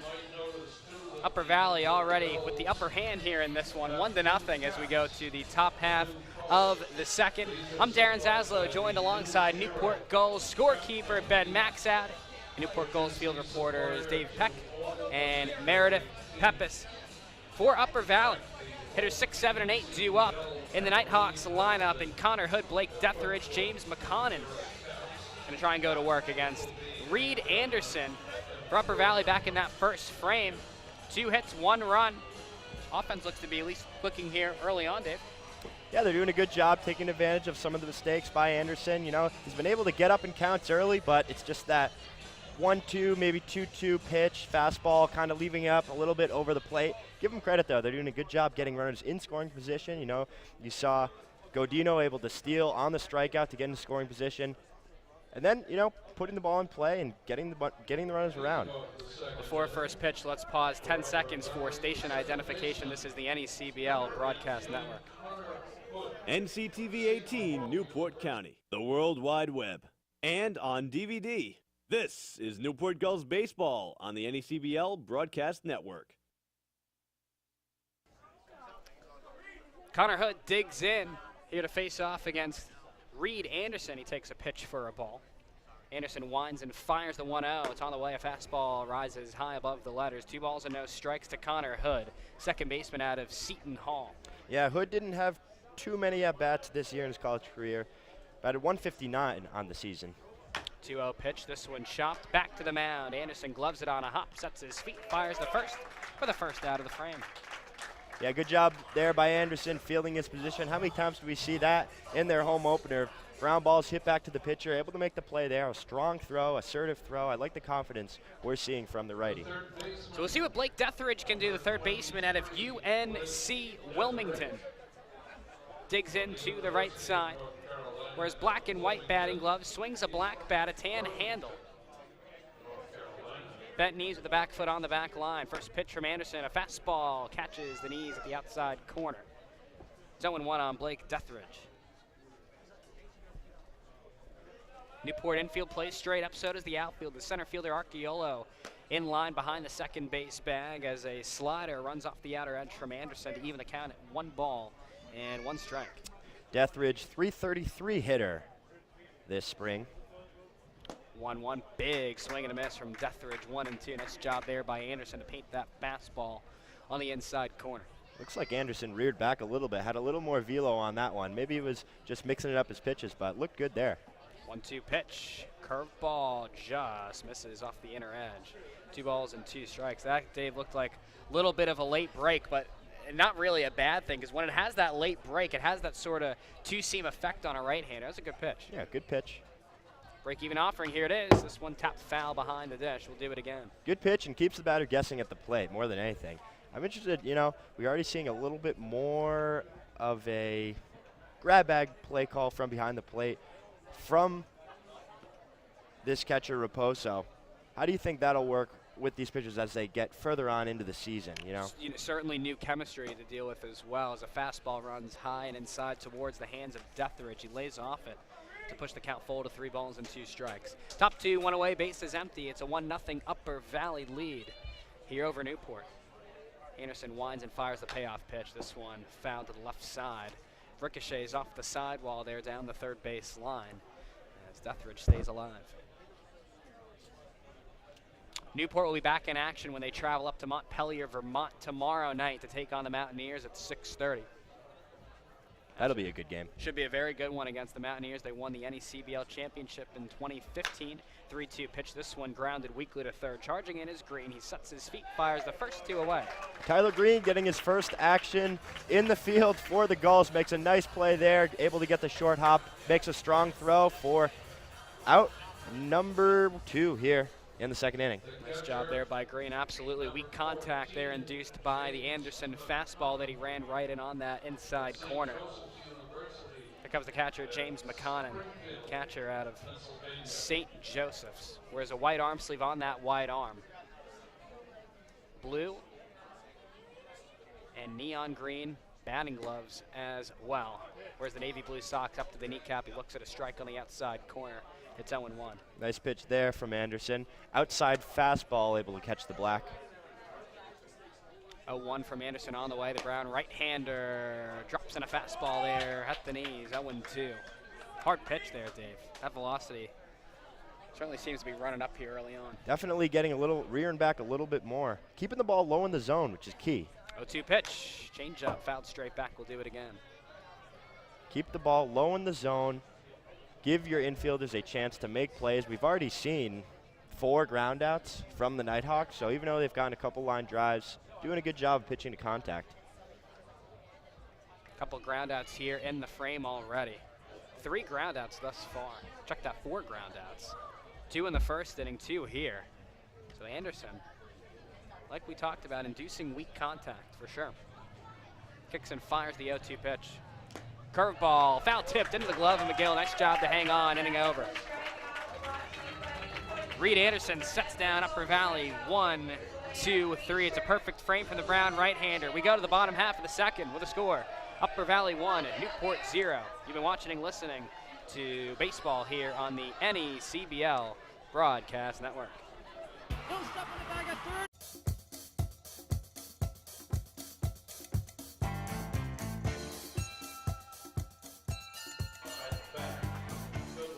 Welcome back here to the NECBL Broadcast Network. We're at Cardings Field in Newport, Rhode Island, as we go to the bottom half of inning number 2 with your score: Upper Valley 1, Newport 0. I'm Darren Zaslow here, joined in the broadcast booth by Newport Gulls scorekeeper Ben Maxoud, Newport Gulls reporters Dave Peck and Meredith Peppis. As digging in is Liam O'Regan. It's the right fielder out of Elon. Steps in, first pitch fastball. This one crushed. Deep center field, backtracking is Gregoire to the fence, looks up, and it's a Gulls goner off the bat of Liam O'Regan. First pitch swinging there from O'Regan, and I love to see that. The kid's been struggling thus far this season. Takes the first one, dead center field. That's a monkey off his back in the first run of the game for the Newport Gulls. What a thing it is. His first home run of the year, this one a solo shot, ties up the ball game at 1-1. What a piece of hitting from Liam O'Regan. Ties up the game like you mentioned, Dave, and to say that was much needed, that is an understatement right now. First long ball of the season for the Gulls. See what Tyler Green can do. Takes a look at a fastball off the outer edge. It's ball 1. Certainly helps charge the rest of the team, especially his bat, and it gets the crowd a little bit jacked up in here. 1-0 pitch. Fastball. That one catches the outside black for a strike. It's 1-1. Great pitch there by DeRosa, keeping it right on the black. Pretty much a pitcher's pitch. Next pitch on the way. Curveball. In there for a strike there on the inner third. Pushes the count to 1-2 to Tyler Green out of Vanderbilt. Green's first at bat with the Gulls this season.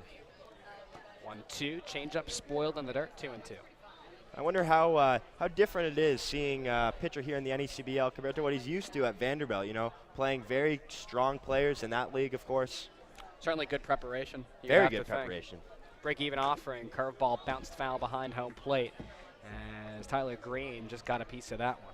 Nice job, 2-strike approach here. Seeing the ball deep, not getting fooled by the off-speed pitch there. Look for him to drive it the other way with this 2-2 count. Break-even offering, this one grounded up the middle. Coming into his left is Sanders, sets his feet, fires the first. 1 away. 6-3 if you're keeping score with us at home. Impressive range there by Sanders, able to go to his left, scoop it up, pretty smooth, nice throw, quick out there. Nice play by the shortstop.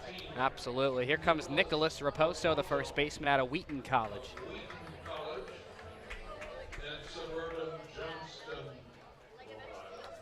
Raposo listed as a catcher, caught the first 2 games, 5'10", 190 pounds. Takes a fastball knee high on the inner third for a strike. Wheaton College this year went 27-17 overall, 12-5 in the New England Women's and Men's Conference. Next pitch to Raposo. Misses for a ball to even the count of the ball and a strike. DeRosa working quickly, winds and fires. This one sharply grounded to second. Picked on the short hop by Hood. Shuffles to his left. Throws the first, is in time. 4-3, down goes Nicholas Raposo. Second ground ball out of the inning. Brings up the second baseman Michael Webb out of Rhode Island College. Raposo a little bit overpowered there by DeRosa.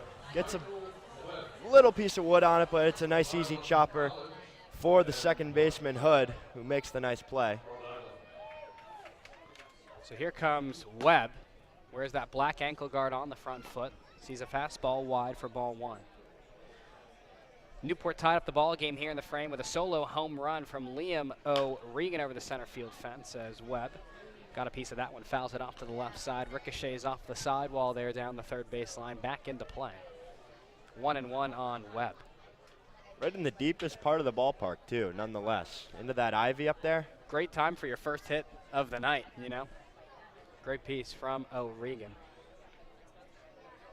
DeRosa gets his sign from McConan. Target set away. Next pitch, fastball bounce in the dirt. 2 balls and a strike.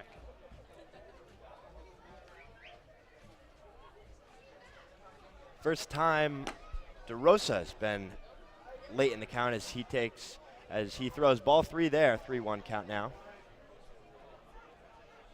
We'll see what Webb wants to do here. 3-1 pitch in there for a strike. Let her high on that inner third to push the count full. 3-2. Quick pitching him. Certainly. Certainly picking up the pace here is DeRosa. Payoff pitch on the way. Fastball fouled off left side. It'll get out of play. Trying to keep these Gulls hitters a little uncomfortable on the plate. Wants to get out of this inning pretty quickly here after the home run. Payoff pitch. This one hit in the air. Straightaway center field. Coming in is the center fielder Gregoire, who makes the play on the move to end the frame. But for Newport, the damage has been done. It's a solo home run off the bat of Liam O'Regan to tie up this ball game at 1 apiece. Newport gets that 1 run on 1 hit. They leave no one aboard with no Upper Valley errors. Let's head to the top half of the third. We're all tied up at 1 here on the NECBL Broadcast Network.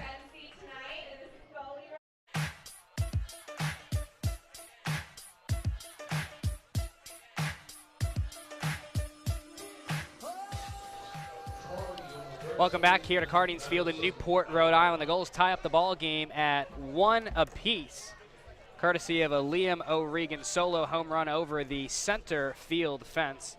Digging in is the shortstop, Matt Sanders out of Troy, takes a fastball low for ball 1. Top half of inning number 3, and a fastball there from Anderson is a called strike on the inner half to even the count at 1-1. Anderson starting to find a little bit of a groove here, Dave, in my opinion. 1-1 pitch. Curveball, waved out a miss, strike 2. Another nice breaking ball by Anderson. You're right, he's finding a groove, able to execute his pitches, keeping things down in the zone, not letting these Nighthawk players put too much of a good piece on it. 1-2. Fastball runs high in towards the hands of Sanders to even the count of 2 balls and 2 strikes. And again, these 2-2 pivotal counts, executing good pitches so far. Break-even offering from Anderson. This one a sharp ground ball. Scooped on a hop by the first baseman. Raposo bobbles it, throws to Anderson, covering not in time. Raposo there initially had the baseball, just kind of lost the grip as he went into the glove to field it, seemed like. We'll see how the scorekeeper wants to roll that one. That's certainly the ball was stung there by Sanders. A good pitch by Anderson on the outside, but another good piece of hitting. You know, you got to give him credit. He put the ball in play, hit it hard. Should have had the play at first for Raposo, but that ball had some heat on it. Anthony Godino digs in. He's 1 for 1 with a run scored. He led off that ball game with a single to right center field and came in to score on an RBI single from designated hitter Ryan Jeffers.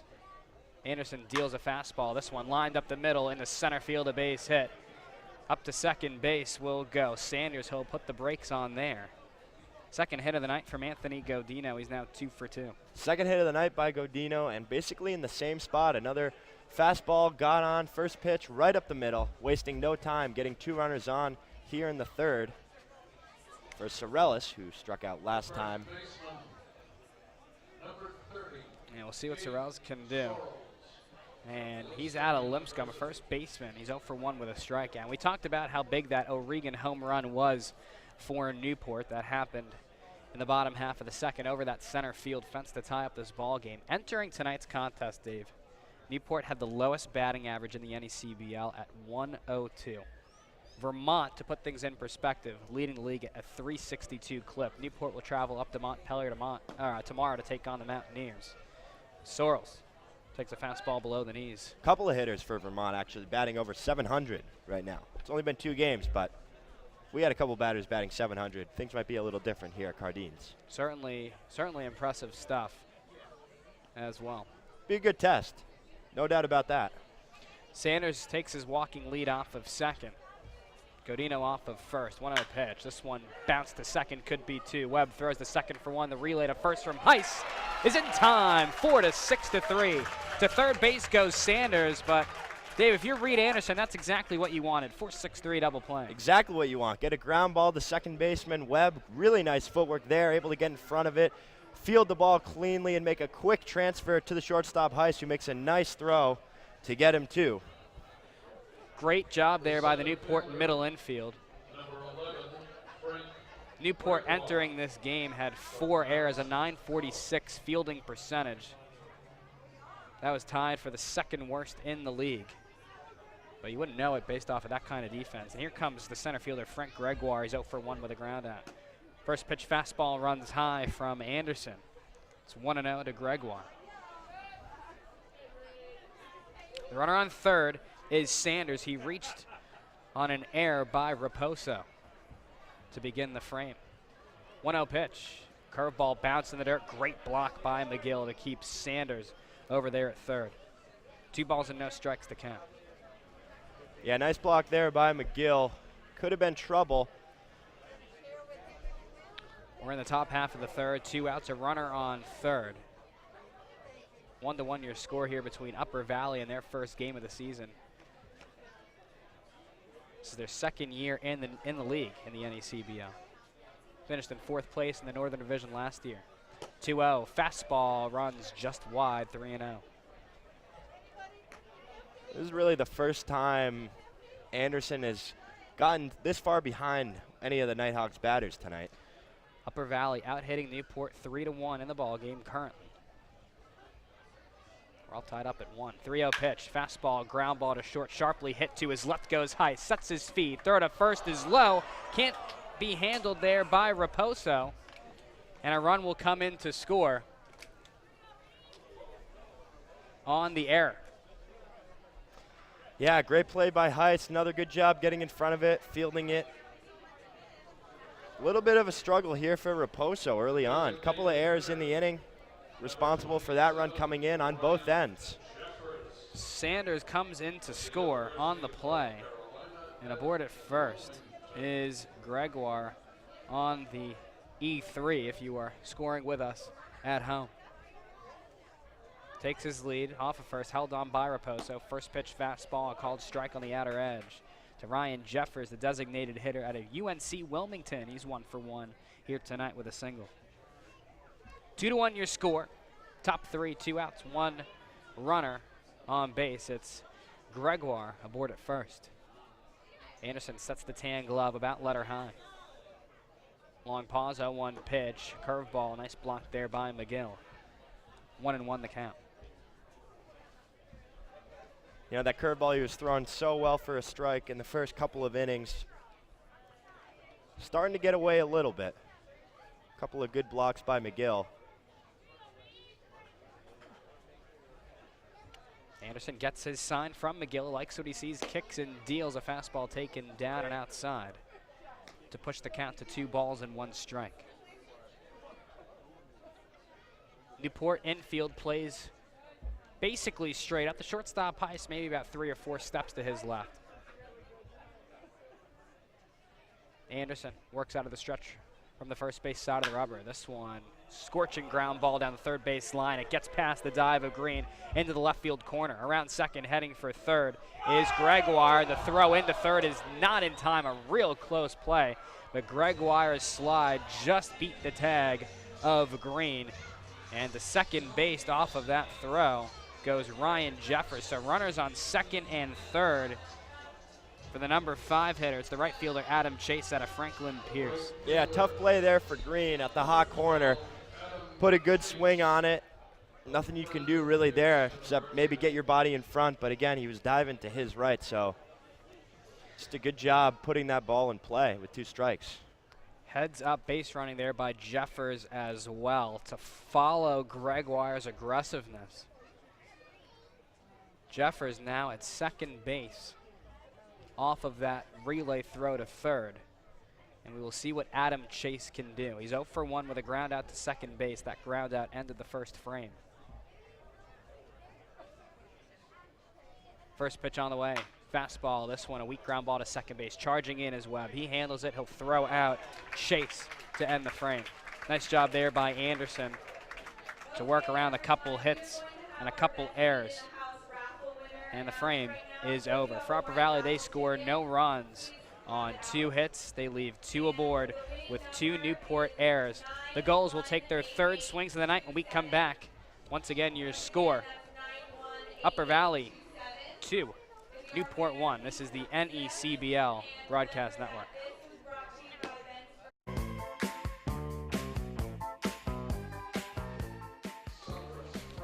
Welcome back here on the NECBL Broadcast Network as we go to the bottom half of the 3rd. Going to throw things over to Meredith Peppis for an around the league scoreboard as this one is lined into left field. It'll get down a base hit off the bat of Kevin Heiss, Newport's 2nd hit of the ball game. Meredith, why don't you take us through that scoreboard? Yeah, a lot of close games here tonight. Winnipesaukee and Valley Blue Sox are tied in the top of the 7th, as well as New Bedford Bay Sox and Mystic are also tied 2-2 in the top of the 6th. Sanford, the home team, leads Ocean State Waves in the top of the 6th. The home team of Danbury is falling short 4-3 to Keene Swamp Bats in the top of the 7th. Plymouth Pilgrims are leading the North Adams Steeplecats in the top of the 4th. And the Newport Gulls are trailing the Upper Valley Nighthawks 2-1 in the bottom of the 3rd.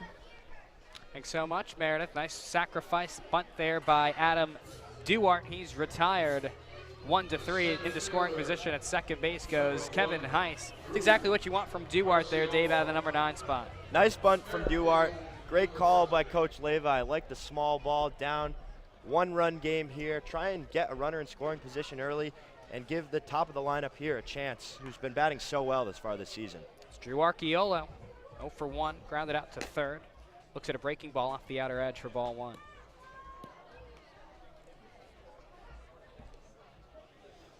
Archiolo bats from the right side, swings an all-black bat, orange and blue batting gloves. The back foot on the back line, starting to wear away. Here's the game progresses. 1-0, change up in there, called strike on the outside black. It's 1-1. Good pitch there. I think Archiolo was expecting a fastball, didn't get it. Kind of flat-footed, but nice pitch on the outside part of the plate from DeRosa. Archiolo also wearing blue tape on his wrists. Spin move back to second to try and catch Heiss napping, but the second baseman for Upper Valley in Hood was not really ready for that pickoff move. He wasn't at the base when he caught the baseball. Looked like a little miscommunication there between DeRosa and Hood. Good job there, finding him at second to not make an error and put it in center field. 1-1 pitch. Curveball spoiled foul down the first base line. Archiolo falls behind 1-2. Kevin Heiss led off the frame with a line drive single to left field. He advanced to second on a sac bunt from the number 9 hitter in this Newport lineup, and Adam Duarte placed a really nice sacrifice bunt down or on the right side of that infield. DeRosa works out of the stretch. This one lifted in the air, shallow center field. Coming on is Gregoire. He'll field it on a hop to third base. Goes Heiss. Newport's 3rd hit of the night comes off the bat of Drew Archiolo. A single to center field puts runners on the corners for Cameron Meisner, the left fielder, batting in the number 2 hole. Nice little bloop hit by Archiolo there to move Heiss to 3rd. Little unsure, might have been able to score, but better safe than sorry, making the second out at third base. Made sure the center fielder did not have a play on it until he advanced. Runners on the corners here with Meisner up, and you like your chances now, right, Darren? Absolutely. Righty-lefty matchup as well. Meisner in a good spot here to try and help Newport tie up this ball game at the very minimum. Bats with an open stance, the bent knee, swings an all-black bat here from the left side. First pitch, Archiolo goes. This one's skied in the air. Deep left center field. Godino and Gregoire will both give chase. It's the left fielder Godino who makes the play. Tagging from third home is Heiss. He will score on an RBI sacrifice fly off the bat of Cameron Meisner. Ties up the ball game here, 2 apiece here in the bottom half of the 3rd. Nice little example of small ball there, Darren. You get Heiss to get on with a single, sacrifice bunt by Duarte. Archiolo drives him to 3rd, and then a sacrifice fly by Meisner. It's just like you drew it up. Absolutely it is.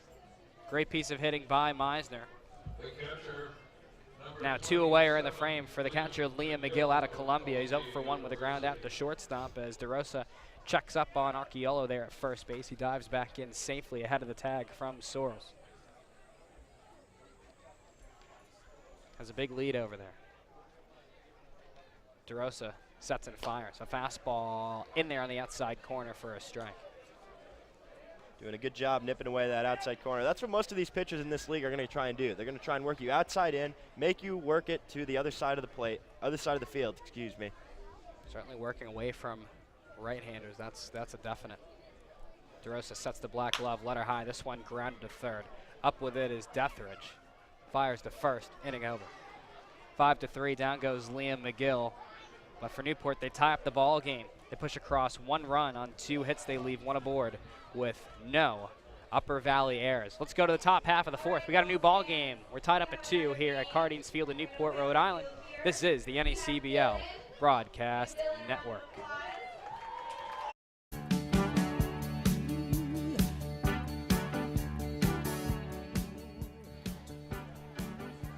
Welcome back here to the ballpark.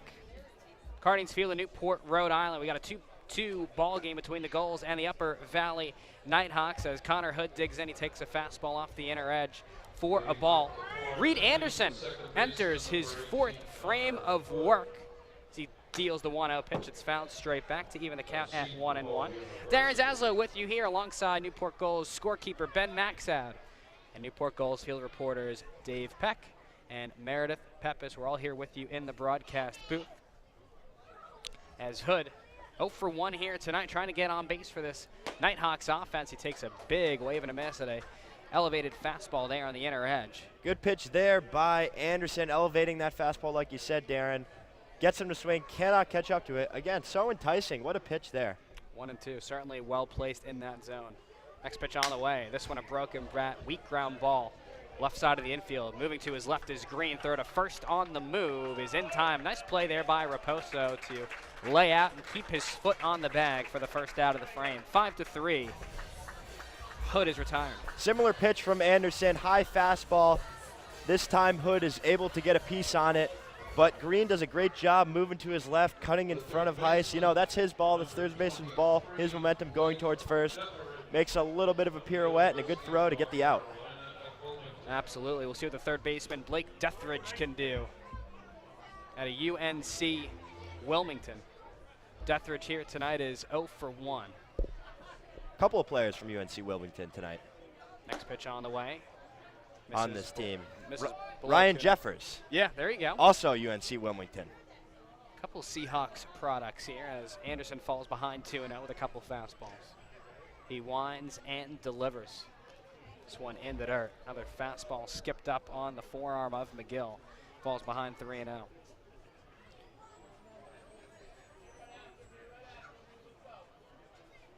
Little command issue with his curveball here, but 3-0, nobody on, 1 out. Try and work backwards. He winds and delivers. Fastball in there, knee high for a strike, 3-1. Upper Valley scored their first run of the ball game in the first inning. They did it on a couple hits on Ryan Jeffers' RBI single to score Anthony Godina, who led off the ball game with a single to right center field. 3-1 swing and a miss. Good job battling back here by Anderson. Holds the tan glove in front of his chest as he gets the sign from McGill, and he deals a nice breaking ball there that broke below the knees for strike 3. Great looking pitch there, Dave, from Anderson. 3-2 curveball, I'll take it any day of the week. Gets him swinging, able to battle back all the way from 3-0. Things are starting to roll the Gulls' way here and there. I like what I see from Anderson thus far. Strikeout number 3 for the Brown University right-hander. Here comes James McConan. Out of St. Joseph's, he's behind the dish here tonight, takes a strike there right at the knees. It's 0-1. McConan struck out to end the second frame. 0-1 from Anderson, here it is. Curveball in there, strike 2, outside corner. 5 straight strikes from Anderson after starting Deathridge at 3-0. Things are heating up. Climbing the ladder. 0-2 offering on the way. Curveball, spoiled foul left side. We'll do it again. Gorgeous night for baseball here. Not a single cloud in the sky as you look above us. Off to the left side, the sun begins to set, casts off some light orange colors there along that left field line in the distance. Here's the 0-2. Curveball in the dirt. Nice job by McConnell to lay off that one. 1 ball and 2 strikes. Good waste pitch there by Anderson, giving him nothing over the plate. 0-2 count. Plate discipline, though, by the Nighthawks has been pretty good so far. Only 3 strikeouts thus far, but still it's about 1 an inning, so you credit Anderson as well, being able to fan some of these hitters, but they are putting the ball in play, and they definitely have some hits to show for it. That's another pitch that misses off the plate. 2 balls and 2 strikes there to the number 8 hitter, James McConnell. Anderson kicks and fires a fastball. This one sharply grounded foul down the first base line. It ricochets off the dugouts there. It's Newport Hospital night here at the ballpark. Tons of free, healthy giveaways handed out to the fans here at Cardines Field. Newport will be back home here at Cardines Field on Monday night when they host the Mystic Schooners at 6:35. As this one again, spoiled out of play right side, gets over the bleacher area here. And the count holds at 2 balls and 2 strikes. Conan doing a good job battling here with 2 strikes. Not getting his pitch, but doing a good job wasting a few. Anderson trying to retire his 4th batter in a row. He's 1 pitch away from doing that. Break-even offering, here it is. Curveball runs high, push the count full, 3 balls and 2 strikes. Anderson certainly not afraid to throw that deuce when it matters. Matt Sanders awaits on deck. He's 0 for 1. He reached on an error and scored to give Upper Valley that 2-1 lead. Payoff pitch, misses in towards the hands of McConnell. Walks him. Great at bat by the St. Joseph's catcher. He's aboard at first with 2 away. First walk of the night by Anderson in the 4th inning. So far, been able to attack these Nighthawk hitters. Just a nice battle there by McConan to earn himself a free pass to first base. So Matt Sanders digs in. Swings an all-black bat from the right side. Shortstop out of Troy. First pitch fastball, called strike on the outer third. 0-1 on Matt Sanders. We're in the top half of the 4th. Tied up at 2 here with a couple outs in the inning. McConnell, the runner on first, he walked. First walk issued of the night by Anderson. Next pitch fastball, called strike 2, inner third this time. Thought that might have been a little high. Maybe a hometown call from the umpire behind the plate. 0-2 count here. Anderson working both parts of the plate here right now. Big pitch coming on the way from the Brown University right hand. Works from the first base side of the rubber. Gets his sign from McGill. He likes what he sees. Pickoff move to first, back in, diving safely is McConnell. Under the glove of the first baseman, Raposo.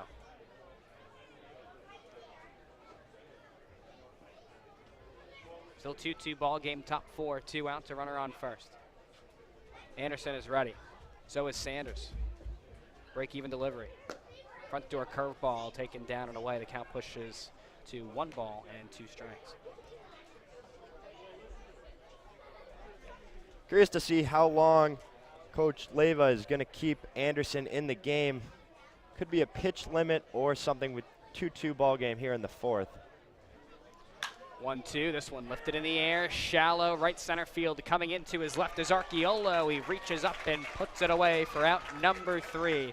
An F8 if you are keeping score with us at home. That's how the top of the 4th ends. For Upper Valley, they get no runs on no hits. They leave 1 aboard with no Newport errors. We go to the bottom half of the 4th with your score. Upper Valley 2, Newport 2 here at Cardines Field. You've been watching and listening to the NECBL Broadcast Network. The New England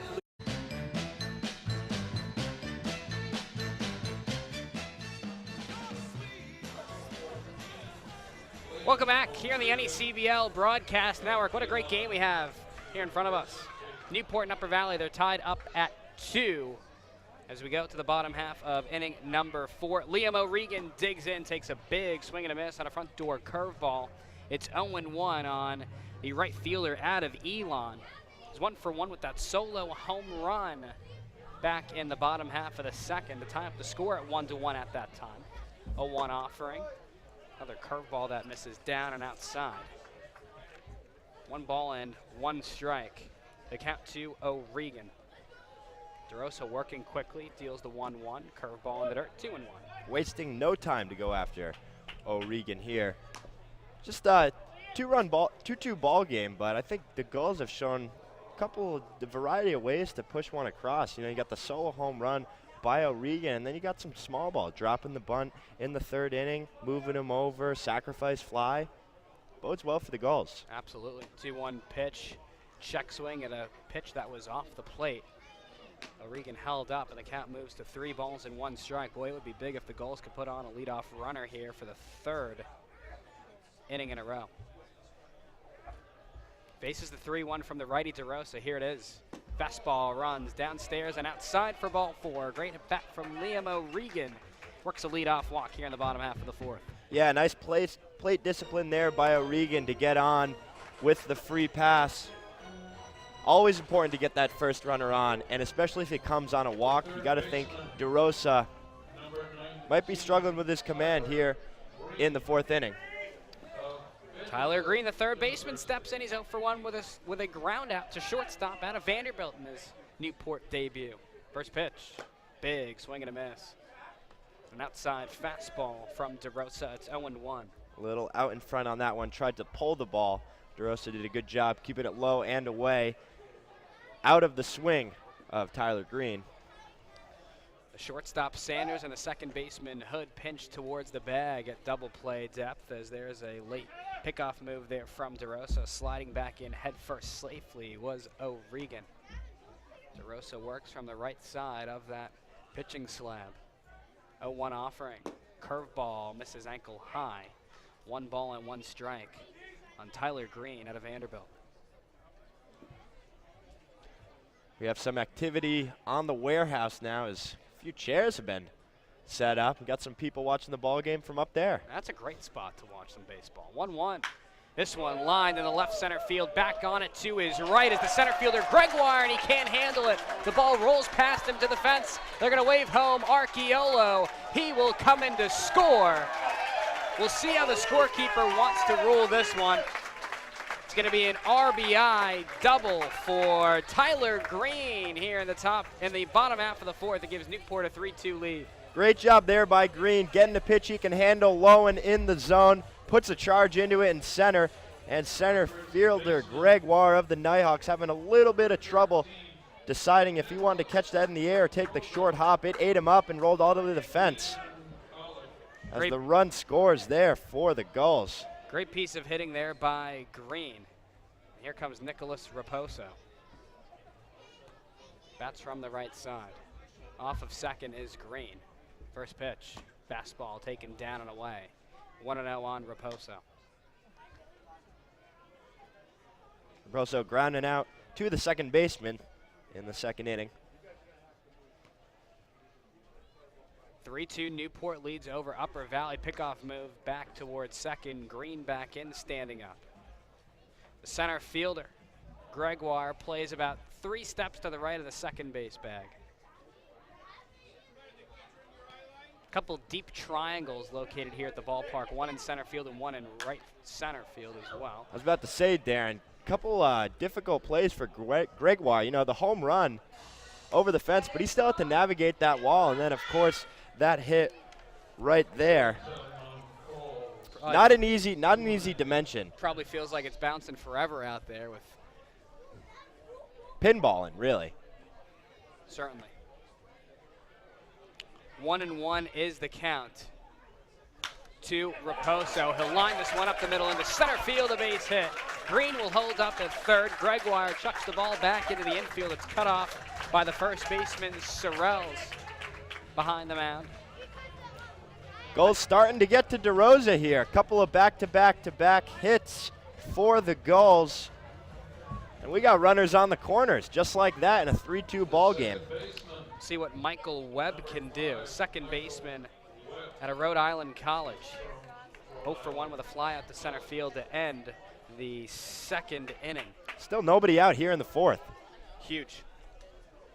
Newport right now with 5 hits in the contest. DeRosa once again works out of the stretch. First pitch to Webb. Fastball in there on the outside corner for a strike. It's 0-1.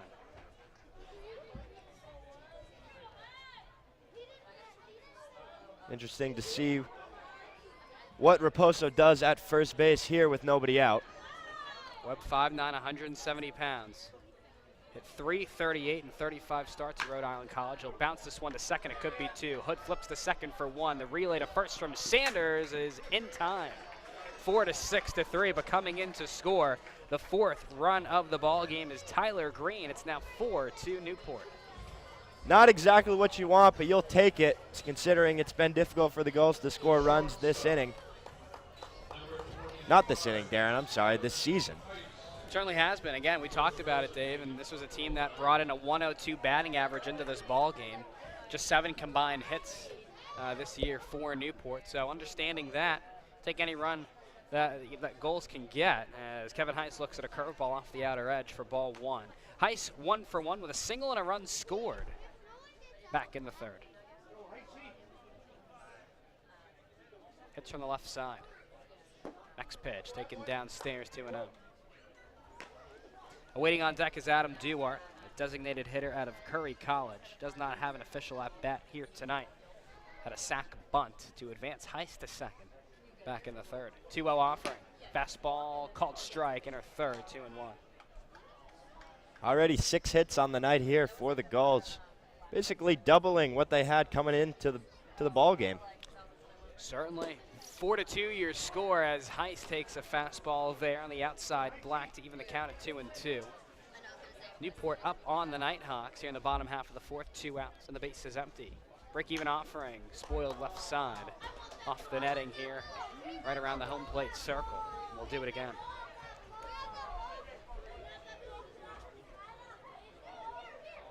Heiss against DeRosa. Righty-lefty matchup. DeRosa holds the glove in front of his face as he gets the call from the catcher. This one grounded up the middle. Backhanded stop by the second baseman. Hood fires the first, inning over. 4-3, down goes Kevin Heiss. But the Gulls push across 2 runs on 2 hits. They leave no one aboard with no Upper Valley errors. We'll go to the top half of inning number 5 with your score. Newport 4, Upper Valley 2 here on the NECBL Broadcast Network. Fans, stay connected by following.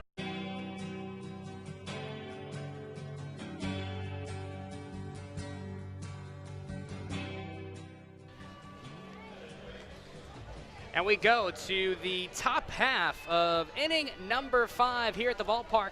Cardings Field in Newport, Rhode Island, the site for the Gulls and the Upper Valley Nighthawks to meet here in game number 3 for the Newport Gulls in the 2017 NECBL regular season slate. Darren Zaslow with you here alongside Newport Gulls scorekeeper Ben Maxoud and Newport Gulls field reporters Dave Peck and Meredith Pepis. We're all here with you in the broadcast booth. Upper Valley will send up the top of the order to face off against Reed Anderson, the right-hander out of Brown, who enters his 5th frame of work. And Dave, Anderson has really cruised here through these first 4 innings of play. Yeah, I like what Anderson's been able to do. You know, he's been getting ahead of some of these Nighthawks in the counts, only allowed 2 runs thus far, a couple of strikeouts, but really inducing a lot of ground balls, a couple of double plays. Only 1 flyout, but he's doing a good job of making them put it in play. And like we said in the pregame, making these defensive players have his back and make some plays. Top of the order due up, and Anthony Godino, the left fielder out of Wagner, is 2 for 2. He's done a real nice job. Also has a run scored. Takes a fastball off the inner edge for a ball. I like what he's been able to do with his curveball today. Keeping it low, not many hangers so far. 1-0 pitch, curveball, bounced in the dirt, 2-0 on Godino. You'll certainly take that more than 1 left out over the plate. Certainly. Especially with McGill's ability to block the ball. Next pitch from the right-hander Anderson. Fastball runs in towards the hands of Godino. It's now 3-0. Newport out hitting Upper Valley 5-4 despite making 2 errors. The Nighthawks have played a clean slate on defense thus far. 3-0 pitch from Anderson. Get me over fastball, called strike on the inner third. 3-1. Newport scored 1 run in the second, 1 in the third. Most recently, 2 in the fourth. 3-1 pitch on the way. Check swing, but fouled off to the right side. And the count now pushes full 3 balls and 2 strikes. It looked like Godino wanted to lay off that. He checked his swing, but still got a piece of that one there on the fastball on the outer edge. Sometimes you just can't, Darren. Sometimes you just can't. Too enticing from Anderson. Payoff pitch, swing and a miss. Strike 3. Great pitch from Reed Anderson. 1 away here in the top half of the 5th. 80th pitch from Anderson is able to get the strikeout. Getting up there a little bit in pitch count in the 5th inning, but not too bad. You know, these college players are used to throwing in and around 100 pitches. 4th strikeout of the night for the Brown University right-hander. Here comes Cade Sorrells, first baseman out of Lipscomb. 0 for 2 with a ground out into a double play, 4-6-3, and a strikeout. Looks at a fastball high and away. 1-0 on Sorrells. Few more people up there on the warehouses.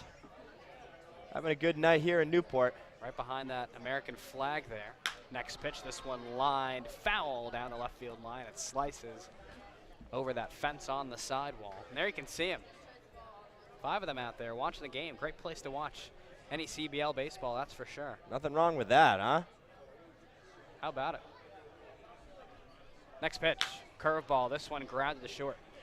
Up with it is Heiss. Couple of shuffles, throws the first is high, and Raposo can't bring his foot down on the bag in time. It's going to be an E6 on Heiss. Yeah, Heiss felt a little rushed there, tried to make a strong throw, a little too strong as he grabbed Raposo off the first base. 3rd error of the ball game for the Gulls. See what the center fielder Frank Gregoire can do at Marist.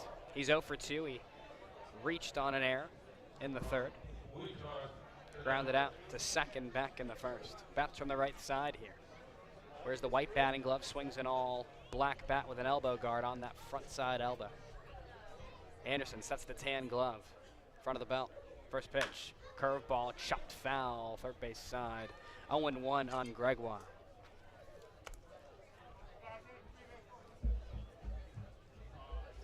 Newport still out hitting Upper Valley 5-4. The Nighthawks have played a clean slate of defense thus far. This Gulls offense seems to have found a rhythm.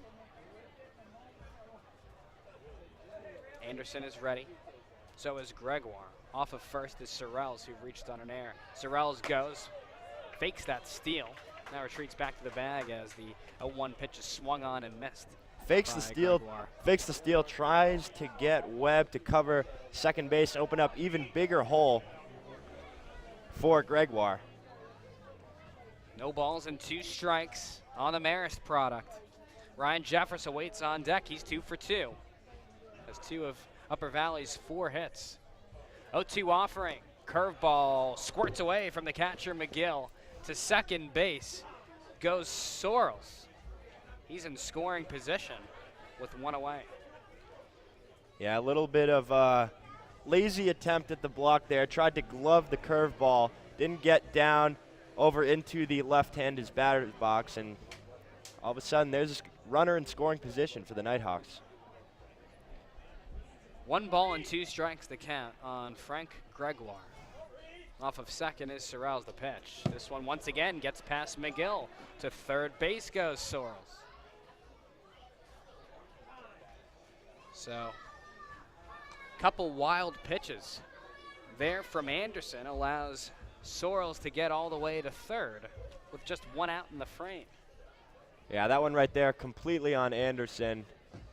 Kind of spikes the curveball, allowing Sorrells to get to third base.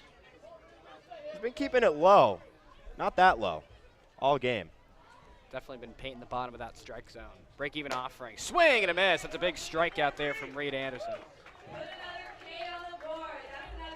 For Anderson here tonight, it's strikeout number 5 this evening in his first start as a Newport Gull. And here comes the designated hitter in Ryan Jeffers. He's 2 for 2 at a UNC Wilmington. On third is Cade Sorrells. Reached on an error by the shortstop Heiss. We'll see what Jeffers can do.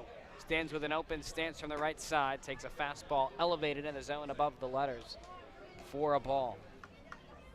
Anderson trying to get out of this inning unscathed. 1-0 the count on Jeffers. The Newport infield plays straight up. Here's the pitch. Fastball crushed. Deep center field, backtracking Archeolo. Long run, and it's off the fence. Coming in to score is Sorrells. Around first, heading for second is Jeffers. He will pull up there with a 2-out RBI double here in the top half of the fifth. It's now 4-3 Newport.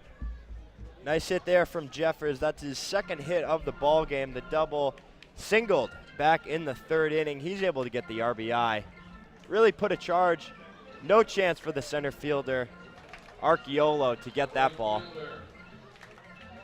That ball was well struck off the bat of Jeffers. Here's the right fielder, Adam Chase, out of Franklin Pierce. He's 0 for 2 with a couple ground outs to the second baseman for Newport in Webb.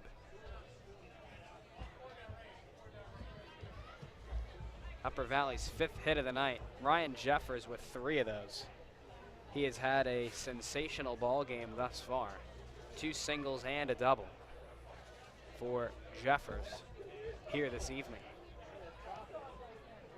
Quick conference on the mound between Newport pitching coach Kevin Winterroud, Anderson, and McGill.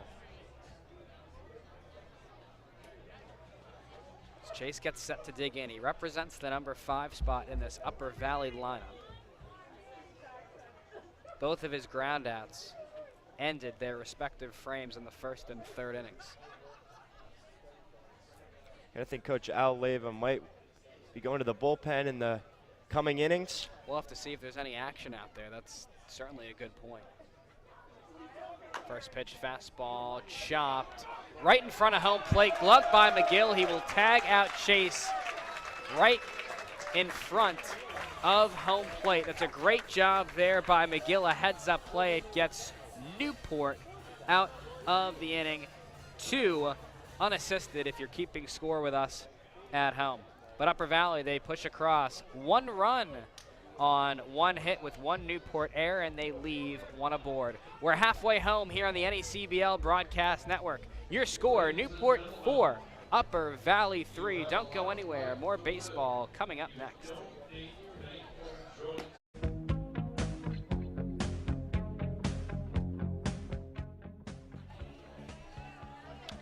Welcome back. Here on the NECBL Broadcast Network, we go to the bottom half of inning number 5. It's a 4-3 Newport lead as Adam Duarte digs in, takes a curveball low of the zone for ball 1. Duarte, no official at-bats here this evening. Had a sac bunt, was retired 1-3 back in the third to advance Kevin Heiss to second base as DeRosa drops in a curveball there to even the count at a ball and a strike. Yeah, nice bunt back in the third inning by Duarte, able to facilitate some runs. Next pitch lifted in the air, shallow right center field. Coming on is Gregoire. Drops in front of him for a base hit. Nice job, Adam Duarte, with a leadoff single here in the bottom half of the 5th. A little bit of an inside-out swing there from Duarte, able to drop it right over the second baseman before the center fielder is able to get it. Another leadoff runner on for the Gulls, and that's what we like to see. Offense certainly starting to find the groove. It's the 6th hit of the night for Newport. Ties their season high that they recorded on Wednesday night in their 14-4 loss to New Bedford. Here comes Drew Archeolo. First pitch, fastball, strike 1 called, outer third.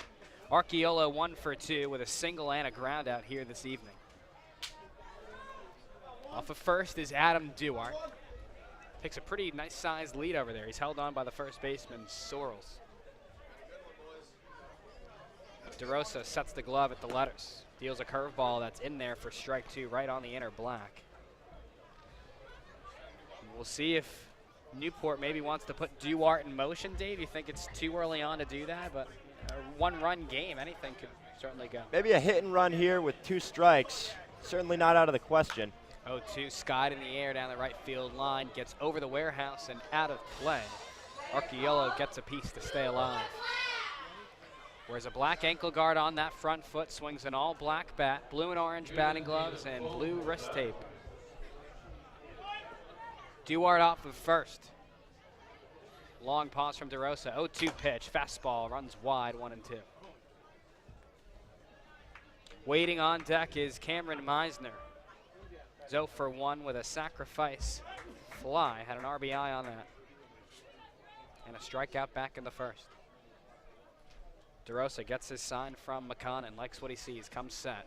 1-2 pitch, lifted in the air down the first base line, slicing foul, gets out of play. Nice little battle brewing here between Archiolo and DeRosa, Dave. Yeah, nice fight by Archiolo. Not making it easy on DeRosa here. 1-2 count. Been doing it all year, really, these past 2 or 3 games. DeRosa with 38 strikes and 17 balls thrown thus far, and Archiolo swings over top of a nice curveball that broke below the knees for the first out of the inning. Yeah, he backs up that curveball with another one, a little bit fooled, maybe was thinking fastball, just swung over a little bit. 1 out here, runner on first base, left-handed hitter up. I would not be surprised if Coach Leyva puts the hit and run on. Not a bad move. Second strikeout thus far for DeRosa. First pitch to Meisner on the way. This one, a weak ground ball left side. Coming into his left is a third baseman, Deathridge. And he will underhand flip to second for 1. Hood's relay not in time. 5-4 on the fielder's choice. Smart move there by Deathridge, Dave, in my opinion. You know, with him charging towards Hood at second base, that's a tough ball for the second baseman to catch with a player running on the move like that. Upper Valley takes what they can get right there on the fielder's choice, 5-4. As an infielder yourself, I was an outfielder, but as an infielder, you know, to be able to pick up the ball and be able to time it so your foot's touching the base as you're coming towards it, not easy to do. Tough ball to handle for sure. Liam McGill steps in, he's 0 for 2, looks at a curveball high.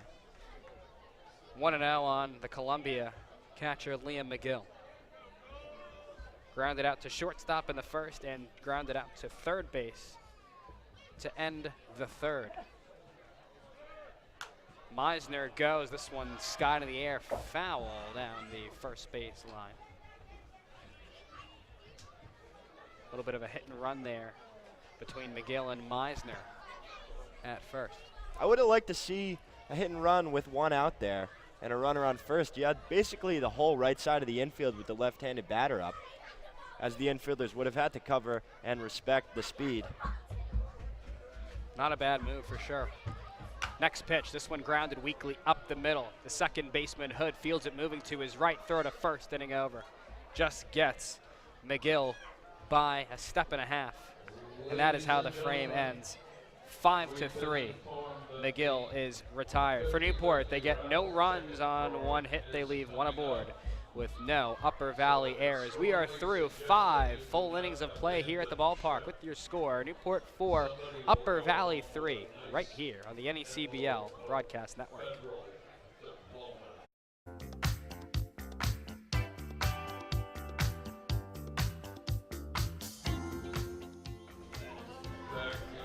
New pitcher on the mound for the Newport Gulls here in the top half of inning number 6.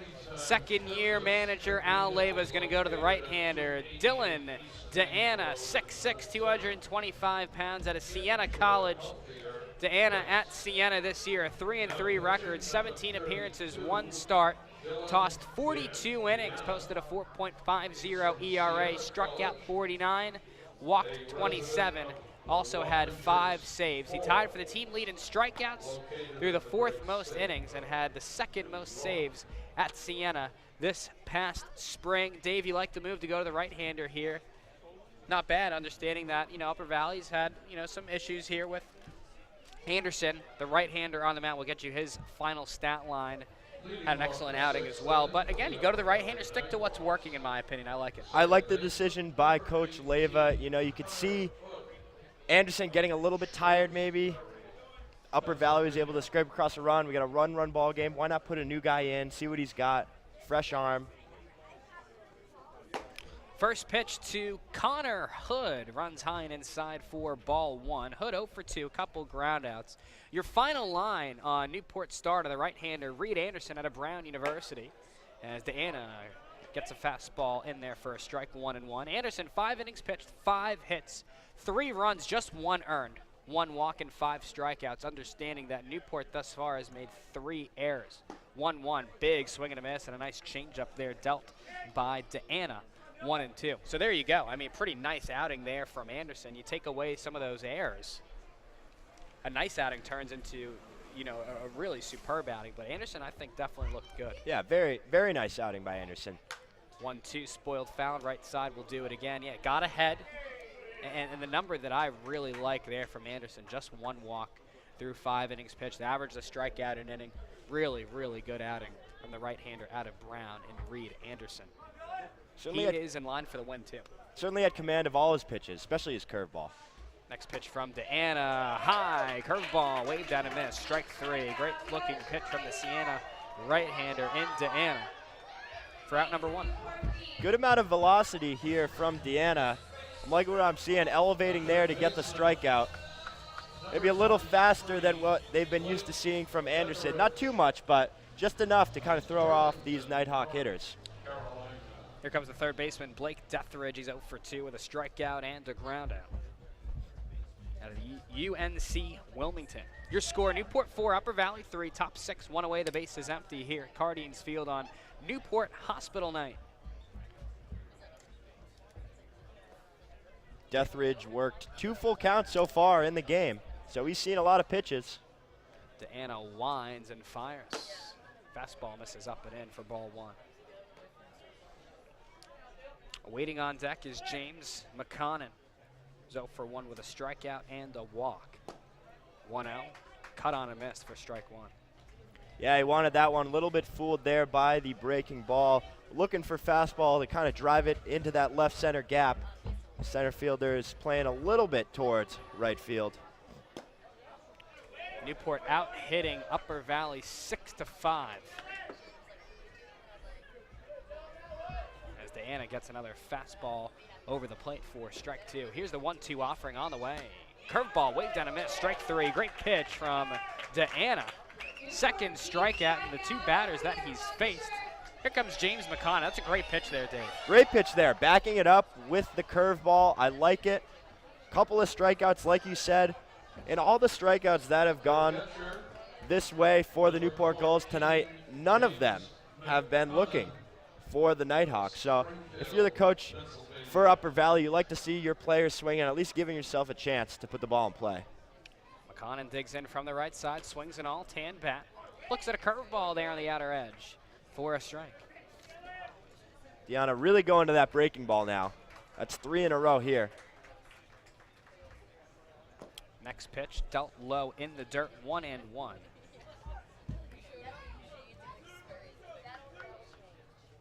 So Deanna doing a nice job. Throwing strikes. Gets his sign from McGill. Likes what he sees. Winds and fires the 1-1. Taken down and away. 2 balls and 1 strike to count on James McConnon. At 6'6", he certainly has quite a presence on that mound. Fills out that whole frame, certainly. 2-1 pitch on the way. In the dirt, 3-1. Newport will be back in action tomorrow night when they travel up to Montpelier, Vermont to take on the 2015 NECBL champs in the Vermont Mountaineers. After an off day Sunday, they'll come back home here on Monday night to host the 2016 NECBL champs and the Mystic Schooners. As Deanna walks James McConnon, he left a fastball high in the zone that ran in towards McConnon's hands. He's aboard at first base with 2 away in the frame for the number 9 hitter, Matt Sanders out of Troy. Yeah, that fastball just getting away from Deanna. Tries to go up in the zone, upper half of the strike zone, puts it a little too high and inside. Easy take from McConnon. Upper Valley just trails by 1 run here, 4-3, top 6, 2 away, a runner on first. The pitch lifted foul down the right field line. First pitch strikes big for Deanna so far tonight. Absolutely. Getting ahead. That's always been very important. might be one of the most important aspects of pitching is getting ahead. It makes everything easier, really. Certainly shows confidence as well. Pickoff move over to first. Back in safely is McConnell. Confidence puts the batters on their heels. You're able to do more. Change up the looks, inside, outside curveball, change up. It just gives you definitely a big advantage. So Sanders gets his sign. Check that. Deanna gets his sign. Sanders at the dish. First pitch. First ball runs high in the zone. Count now evens. The shortstop, Matt Sanders, out of Troy. Sanders here tonight, he's 0 for 2 with a fly out to center. Reached on an error in the third inning. Came around to score. Deanna is ready, so is Sanders. 1-1 pitch. In the dirt, runner goes, throw to second from McGill, not in time. It's a stolen base for James McConnell. He's in scoring position with 2 away in the frame. 2 away, 1-1 count. I like the move. Stealing second, trying to get himself in scoring position. 1-run game, so everybody matters now. Certainly not doing much at first base with 2 down. Big spot here in the frame for Matt Sanders out of the number 9 spot in this Upper Valley lineup. We'll see what Deanna wants to go with here.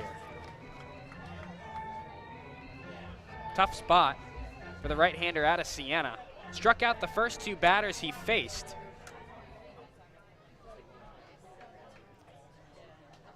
Just a walk there by McConan. I'd like to see him challenge Sanders here. He's got the velocity. We'll see what Deanna decides to go with. The pitch on the way. Sinking liner gets past the glove of the third baseman Green into left field. To third base goes McConnell. And we'll see how the scorekeeper wants to rule this one. They're going to give that a hit, as it probably should be. That's a tough play for Green there at the hot corner. It's called the hot corner for a reason. Tough play, and he's had a couple tonight. That's his first sharp line drive, ground ball, whatever you want to call it, to his left. Tried to glove it, though. Didn't necessarily get in front of it, but, you know, it's coming that fast out of the batter's box. It's hard to get a read on it that quickly. Brings back up the top of the order in Anthony Godino. Godino 2 for 3, a couple singles, a run scored, and a strikeout. Runners on the corner. Sanders takes his lead off first. He's singled. McConnell off a third. He walked. Deanna sets the glove high at the chest. First pitch. Fastball runs in towards the front shoulder of Godino. He dips out of the way of that one, and it's 1-0. A couple of times now he's gone with that fastball, getting away inside to these right-handed hitters. Runners are on first and third here in the top half of the 6th. Couple outs in the inning off of a strikeout to Connor Hood and a strikeout to Blake Deathridge. But since then, James McConnell worked a walk and a single from Matt Sanders. Sets the stage here for Anthony Godino, the left fielder out of Wagner. He's the leadoff man for Upper Valley. Pitching coach for the Gulls, Kevin Winterrad, wants to talk with Deanna on the mound, along with catcher Liam McGill. Yeah, Winterrad trying to calm down Deanna a little bit after he's thrown a few wild fastballs. Nothing to get to the backstop, but certainly would like to see him a little bit closer to the strike zone here with a runner on third base. Deanna sets and fires. This one skied in the air down the right field line. Could be playable for O'Regan. He looks up and sees it slice onto the warehouse. It's a foul ball. That'll be playable for those guys up there, huh? Yeah, definitely need to consider bringing your glove if you're going to watch a game from up there. That's for sure. You can take a look at them on your screen right in front of you.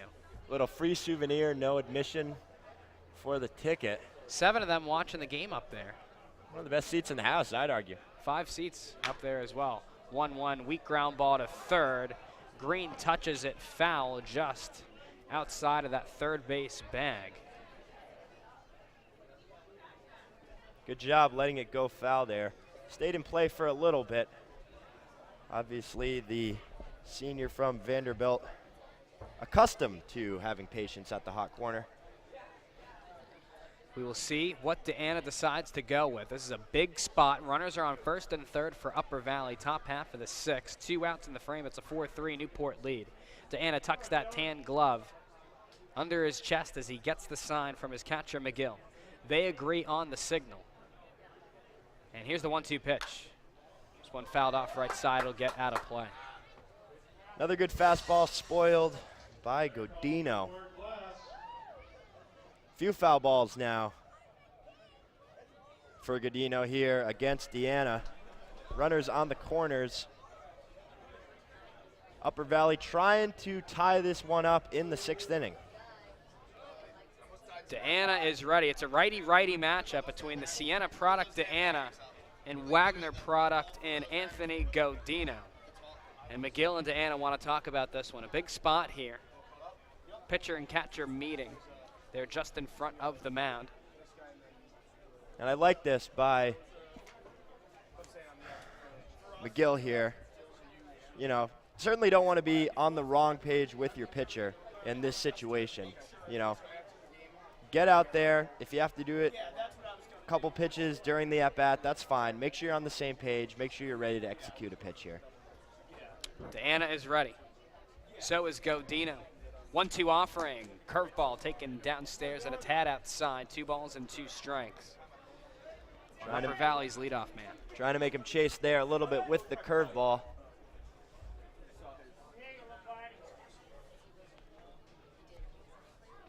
Off of first is Sanders. He singled. Off of third is McConnon. He walked. Break-even offering. Here it is. Fastball taken down and away. And the count pushes full to 3 balls and 2 strikes. Second full count at bat for Godino. Last time up in the 5th inning. Anderson able to get him with the swinging strikeout. Let's see what happens here against Deanna. Deanna gets his sign. Payoff pitch. Runner goes. This one chopped to short. Charging in is Heiss. Fields the in-between hop. Throw on the run to first. In time. Nice play. Kevin Heiss. Nice job on the back end there by Nick Raposo to field the low throw and make the play. That's how the frame will end. 6-3. Anthony Godino is retired. For Upper Valley, they strand 2. They get no runs on 1 hit with no Newport errors. Let's go to the bottom half of the 6th. What a game we have here. Your score, Newport 4, Upper Valley 3, right here on the NECBL Broadcast Network.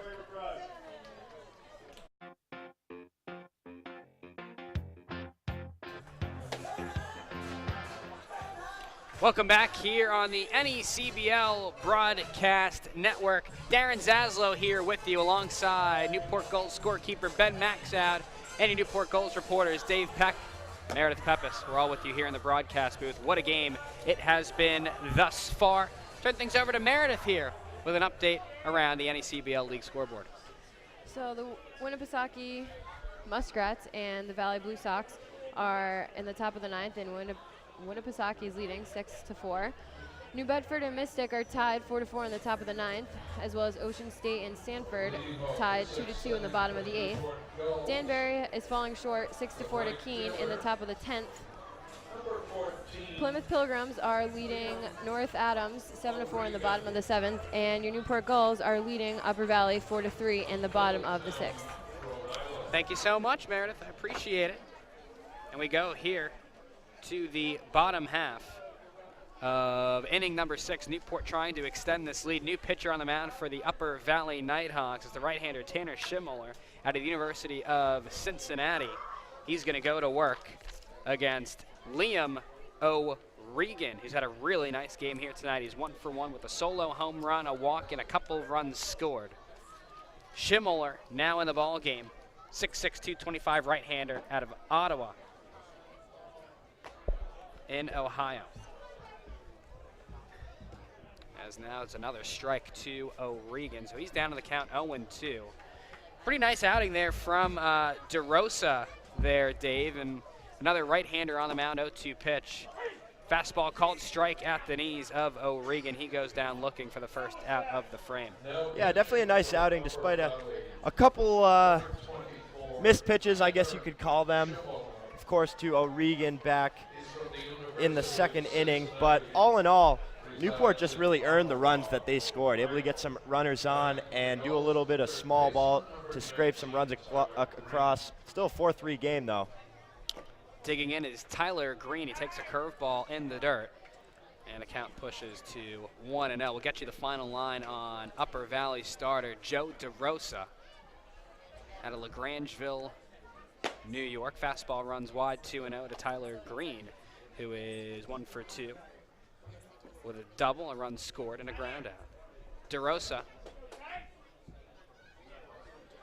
tossed 5 innings, gave up 4 earned runs on 6 hits, 1 walk, struck out 3. Quick 3 balls here from Schmoller. Schmoller working out of the windup, holds the black glove in front of his face as he gets the sign from McConnell. He winds and fires a fastball, runs down and away for ball 4. Nice job, Tyler Green. He's on base for the second time here tonight.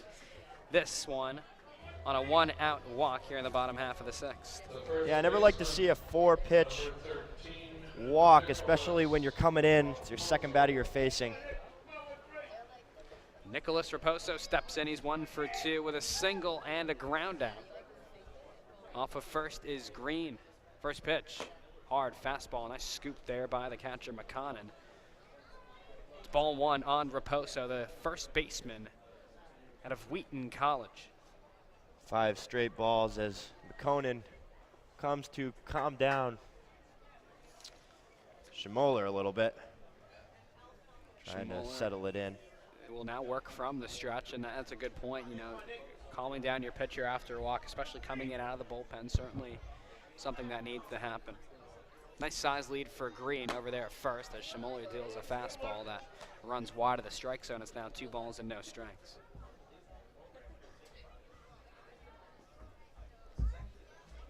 Two out count here for Raposo.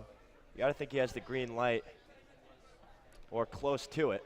Probably looking for a fastball here from Schmoller. Sets the black glove, letter high, deals a fastball in the dirt. Nice block there by McConnell. But the count pushes full to 3 balls and check that, 3 balls and no strikes. Schmoller struggling here to find the strike zone. 7 balls in a row from the right-hander out of the University of Cincinnati. 7 balls in a row. You got to think the strategy for these Gulls hitters is wait for my pitch. Chase nothing out of the zone. 3-0, runs down and inside for ball 4. So Green moves up to second. Raposo works a 1-out walk. He's aboard at first. Second walk in a row. And a nice job here by the Gulls offense to be patient against Schmoller, who looked good against Liam O'Regan, striking out the Elon product in his first batter faced. Now we're going to have a conference here on the mound as Schmoller tries to regain that confidence and throw some strikes. 4-3 Newport, your score here, bottom half of the 6th, 1 away. Runners on first and second for the second baseman and Michael Webb. At a Rhode Island College, he is 0 for 2. Grounded into a 4-6-3 double play, also flew out to center field. Bats from the left side. Wears a white arm sleeve on that right arm, and elbow guard as well on the front right side elbow. Black batting gloves and all black bats. Slightly open stance in the bent knees. Webb is ready, so is Schmoller. Off of first is Raposo, off of second Green. First pitch in the dirt for ball 1. Sitting dead red here. Don't swing the bat until he throws at least 2 strikes in a row. That's got to be the approach right now. Both of these teams have 6 hits in the contest. Newport, though, has made 3 errors. Upper Valley has played a clean slate on defense. Next pitch, fastball, just misses downstairs and a tad outside. 2-0 on Webb. The third baseman, Deathridge, plays about even with that third base bag. The shortstop, Sanders, the second baseman, Hood, pinched at double play depth. There's a fastball from Schmoller, a called strike on the inner third. Now 2-1.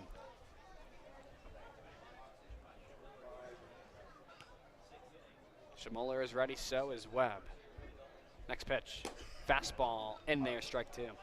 Right on that inner third, painting the black.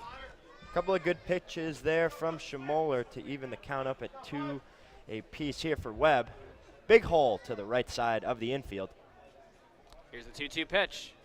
Backdoor curveball just misses off the outside corner to push the count full. 3 balls and 2 strikes. You really haven't seen much of the curveball from Schmoller, seeing as he's been down in the count pretty much every at-bat since he struck out O'Regan.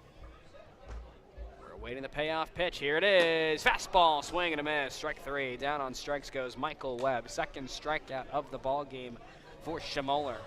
Brings up the shortstop in Kevin Heiss out of the University of Rhode Island. He's 1 for 2 with a single and a run scored. Also grounded out back in the 4th. Couple of Ks, couple of walks for Schmoller. Newport would love an insurance run here. Heiss hits from that left side. Swings with a slightly open stance. First pitch, both runners go. Throw to third from McConnon. Guns out Green, trying to steal the bag. It's a great throw from McConnon, a nice tag from Zetheridge, and that's how the frame will end. So Kevin Heiss will start things off next inning. Newport leaves 1 runner aboard. They get no runs on no hits with no Upper Valley errors. We are through 6 full innings of play here at Cardines Field in Newport, Rhode Island. Your score, Newport 4, Upper Valley 3. This is the NECBL Broadcast Network.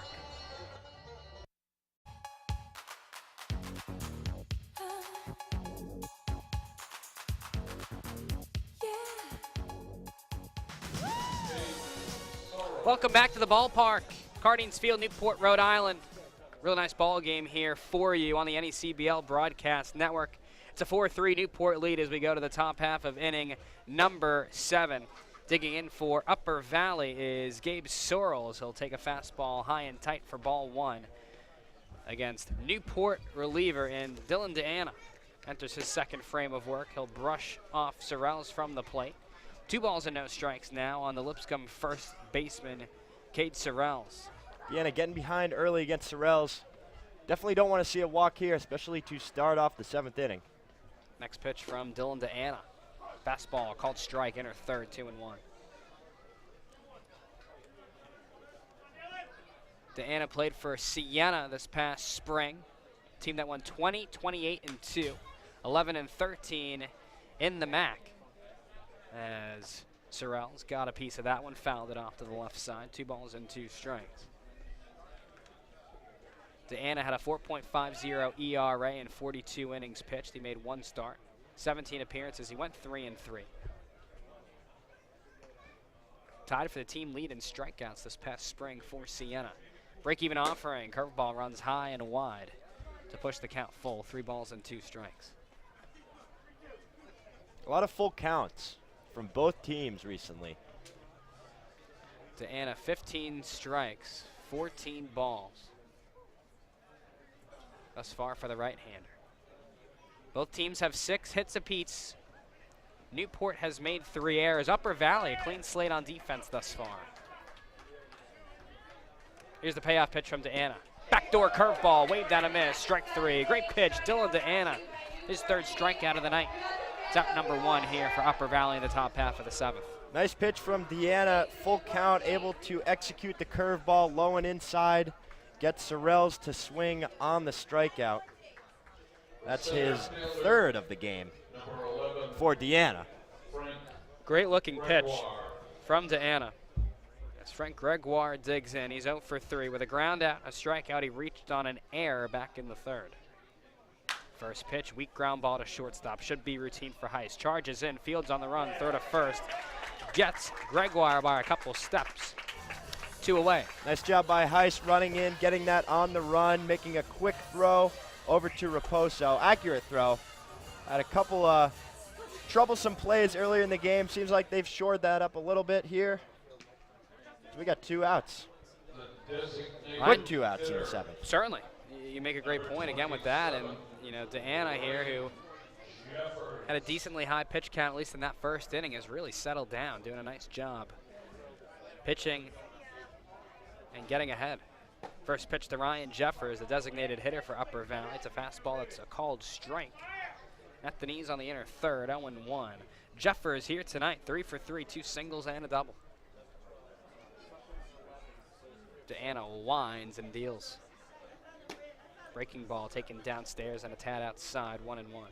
Again, not a lot of fly balls to the outfield made. I see one from Sanders who flew out to center field back in the 4th inning, but besides that, it's pretty much been all on the ground for the Nighthawks tonight.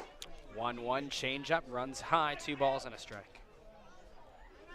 You know, credit that to the Newport pitchers, able to keep the ball down in the zone, make these Upper Valley Nighthawks put it on the ground. Deanna kicks and deals the next pitch. Curveball, cut on a miss, strike 2. If you're Deanna, what do you go to here, Dave? You got that fastball working for you. Now that curveball with a real tight break on and off the end. We'll see what he goes with. Should be interesting. I think I back it up with a curveball. Got one to waste. Certainly got one to waste. He's had good command of it so far. Keep it low in the zone, maybe outside curveball.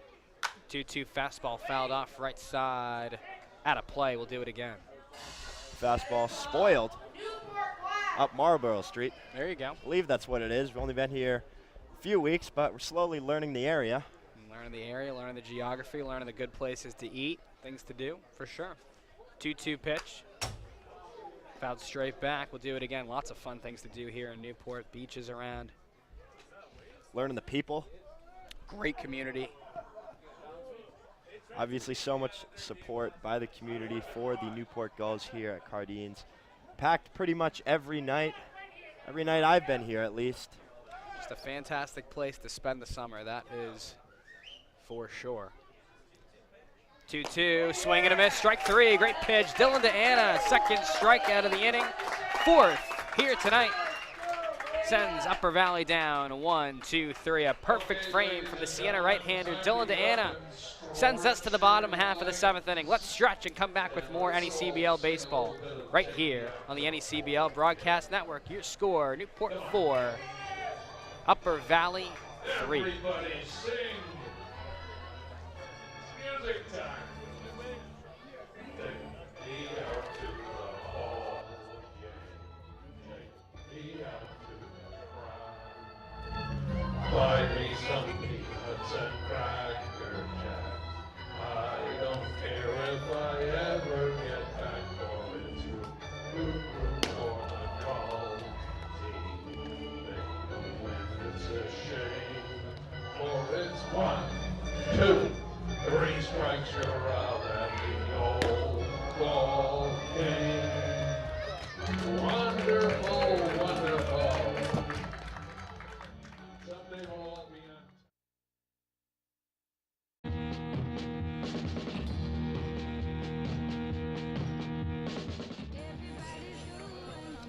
New pitcher on the mound for the Upper Valley Nighthawks. They are going to go to the right-hander. It's Ashton Rains, 6'2", 205 pounds out of Bloomsburg University.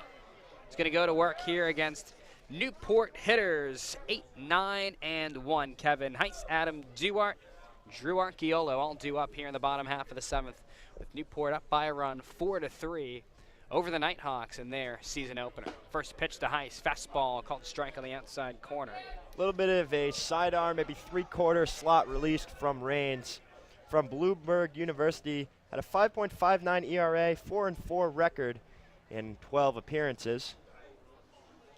Next pitch runs wide, 1 ball and 1 strike on Kevin Heiss. Looked like a backdoor curveball that did not catch the outside part of the plate. 1-1. Led his team with 58 strikeouts. So a lot of velo, a lot of stuff from this guy. 1-1.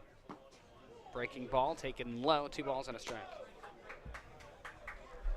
Darren Zaslow with you here in the broadcast booth alongside Newport Gulls scorekeeper Ben Maxoud and your Gulls field reporters and Dave Peck and Meredith Peppas. Next pitch is on the way. Fastball, strike 2 on the outside corner, taken there by Heiss. Bottom half of the 7th, no outs and the base is empty. 4-3, Newport leads over Upper Valley.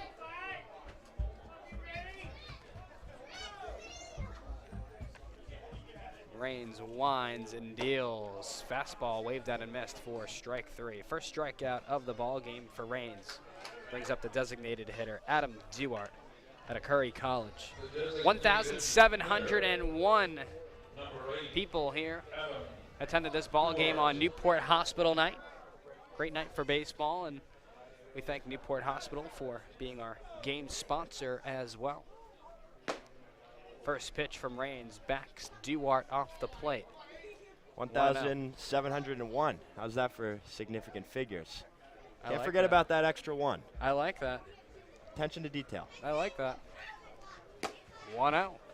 In there, strike 1. Both teams with 6 hits in the ball game. Newport scored 1 run in the second, 1 in the third, 2 in the fourth. Next pitch, curveball in there, strike 2. Nice curveball inside part of the plate. Had him a little bit fooled. It's coming right at him. Thought it might be inside. Able to break last second to get in there for a strike. Upper Valley with a run in the first, third, and fifth innings. 1-2.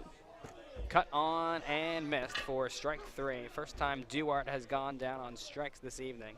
Second strikeout of the frame for Rains brings up the top of the order, and the center fielder, Drew Archiolo, out of Fairfield. He's 1 for 3. And you know, Rains had 58 strikeouts, we said. 58 strikeouts, led his college team in Ks. There's 2 quick ones right there, able to pull the string on Duarte to fool him. See what Archiolo can do. Struck out last time up. Where's the high navy blue socks? He winds and fires. This one chopped to third. Backhanded stop by Deathridge. Low third to first. Not in time. Archiolo beats it out. Good hustle by Archiolo. Good throw by Deathridge there. Purposely meant to skip it. Didn't want to airmail this one into the Blue Plate sponsored diner over there on the right field line. Does a good job skipping it off the grass, but just a little bit late. Good hustle by Archiolo. Give him credit there. Infield single for Drew Archiolo. He's now 2 for 4. Here comes Cameron Meisner, left fielder out of Missouri. Meisner here tonight, 0 for 2 with a sacrifice fly and an RBI back in the third. Swings it from the left side. First pitch, fastball, tails off the inner edge. 1-0 on Meisner. 0 for 2, but a big sacrifice fly. Really changed the momentum of this game early on, able to scrape that one, manufacture the run really with a lot of small ball back in the third inning. 1-0 pitch, fastball, strike called outside corner, right at the knees, 1-1. Archiolo and Meisner, of course, really being the 1-2 punch for the Gulls so far this season. Only 3 games in, but been able to put together a few good at-bats and leading their team in hits. Rains is ready.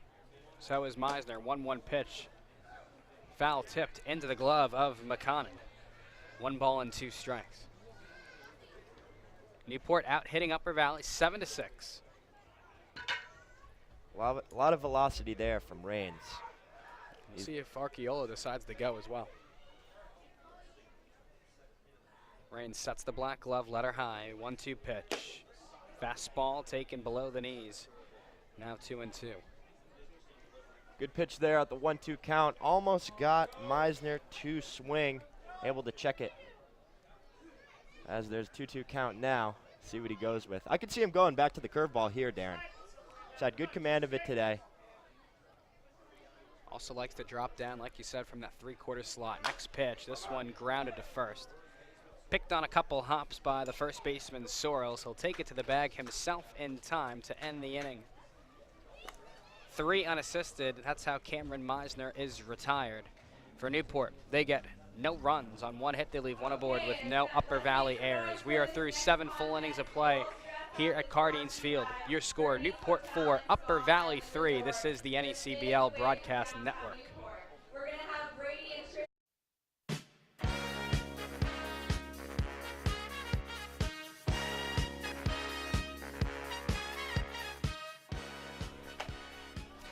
Dylan DeAnna still on the mound here for the Newport Gulls. He goes to face off against Adam Chase, the number 5 hitter in this Nighthawks lineup. He's 0 for 3. Next pitch on the way. Misses in the dirt from DeAnna. Goes back to the curveball there, spikes it in the ground. 1-1 count here. I like what he's had with his deuce, though, tonight. He's getting ahead of hitters, too. Deanna kicks and deals the 1-1 pitch. Elevated fastball, waved at a miss for strike 2. Adam Chase out of Franklin Pierce. He's in right field here tonight. He's grounded out to second base twice in the first and third innings. That ended those frames. And then also bounced out to the catcher, McGill, where the tag was applied. This is a sharp ground ball, left side. Backhanded stop by Heiss in the hole. Long throw to first, not in time. Should be an infield single for Adam Chase, and that's what it is. It is the 7th hit of the ball game for Upper Valley. Not a bad pitch there from Deanna, but Chase is able to put wood on it, and good bid by Heiss. He's had himself a pretty good defensive ball game there at shortstop. One errant throw earlier in the game, but since then he's made some pretty tough plays, fielding the ball on the run, making a good throw to first. Top 8, 4-3, Newport leads. No outs and a runner on first for Connor Hood, the second baseman. Runner goes, this one bunted foul, right side. 0-1 on Hood, the second baseman out of Seton Hall. He is 0 for 3. And you see Coach Safarski going with a little small ball here. 8th inning, running out of time here. Try to manufacture some runs, get something going. Deanna works out of the stretch, sets the glove high at the chest. Squaring around to bunt is Hood. He gets it down first base side. It'll roll foul as Raposo gloves it just outside that first base line, 0-2. So, Dave, what do you do here if you're Upper Valley? Do you give Hood the bunt sign again and trust him, or do you let him swing the bat? With nobody out here, I'd let him swing the bat. You know, I think you can't give away an out just like that. You got to give him a chance to put the ball in play. Another pickoff move to first, close play. Chase dives just under the glove of Raposo. Very close play. Chase takes his lead off of first. Deanna sets the tan glove about shoulder high. 0-2. Curveball fouled off right side. Will do it again. Deanna thus far 26 strikes, 17 balls. He is entering his 3rd frame of work here in the top half of the 8th. It'll be a big strikeout here. If he can go after Hood, it'll be elevated fastball. 0-2 pitch, here it is. Fastball, strike 3 called, outside corner. Connor Hood goes down looking. A great pitch from Dylan Deanna, 1 away. First looking strikeout of the night for the Nighthawks comes here in the 8th inning. And much needed for the Gulls there, as they now have 1 out with 1 man on first base. 5th strikeout of the evening for Deanna. Here's Blake Deathridge, the 3rd baseman out of UNC Wilmington. He struck out twice. He's 0 for 3. Another check over on Chase, but he's back in safely. Really both these relievers for both squads tonight, in Rains and Deanna.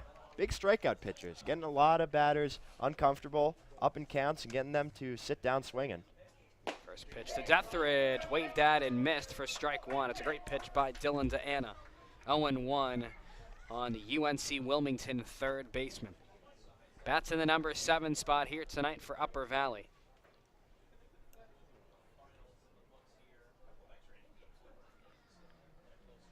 Next pitch. Line down the right field line, slicing foul out of play. Almost caught one of those people up there. Not in the seats, but to the right of that, a little bit of a deck on top of that rooftop bar looking establishment. As Deathridge was just a little late on that offering. 0-2 pitch, swing and a miss, strike 3, another strikeout. Dylan Deanna, each inning that he has pitched here tonight, Dave, he has had at least 2 strikeouts. It's K number 6 for the Siena right-hander, 2 away. Really what it's come down to tonight for Deanna is getting ahead early in the counts, putting these Nighthawks on their heels and being able to execute the pitches when they need them. Really great job and really great stuff by the right-handed pitcher. This is James McCon, and he's 0 for 1. He's worked a couple walks here tonight. Bats from the right side. First pitch. Front door curveball, strike one called to the knees on the outside corner. Right back to the curveball, no problem. I like it. Keep going to it. Got 2 outs here, 1 man on. Deanna gets his sign from McGill. Sets the target away. Next pitch. Check swing. He went around. Strike 2. Another front door bender. 0-2. Now what do you do here? Do you go 3 in a row? Do you dare do it? Maybe 4. Actually 4 in a row if you're going to count the last at bat. Yeah. Do you go to it? I do. I think I do too. Yeah. I think I do too. We'll see. Deanna and McGill agree on the signal. Looks like it's going to be elevated. 0-2 pitch. Fastball. Strike 3. Swing and a miss from James McConnon. How about Dylan Deanna? 3 strikeouts here in the frame. Deanna thus far with 7 strikeouts in 3 innings of work. What a job here by the Siena right-hander. Let's go to the bottom half of the 8th. Your score, Newport 4, Upper Valley 3. This is the NECBL Broadcast Network.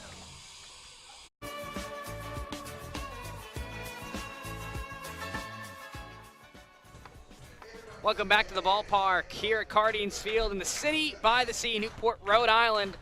Newport leads Upper Valley here as we go to the bottom half of the 8th inning, 4-3. It's been a great game thus far. Darren Zaslow with you here alongside Newport Gulls scorekeeper Ben Maxout and Newport Gulls reporters Dave Peck and Meredith Peppis. What a game it has been. Hitters 3, 4, and 5. Liam McGill, Liam O'Regan, Tyler Green. Dave going to try and add on some insurance runs to pad this 1-run lead. Insurance would certainly be big here. Certainly be big. McGill 0 for 3 with 3 groundouts. He steps in to face the right-hander Raines, who deals a curveball that runs downstairs and a tad outside for ball 1. You know, as good as Deanna's been pitching in the last couple of innings, it's always easier when you got a 2-run lead. 1-0 pitch on the way. Fastball, strike 1 called on the outer edge. 1-1. Both teams have 7 hits here in the contest. But Newport leads 4-3 despite making 3 errors. There's a sidearm fastball, a called strike.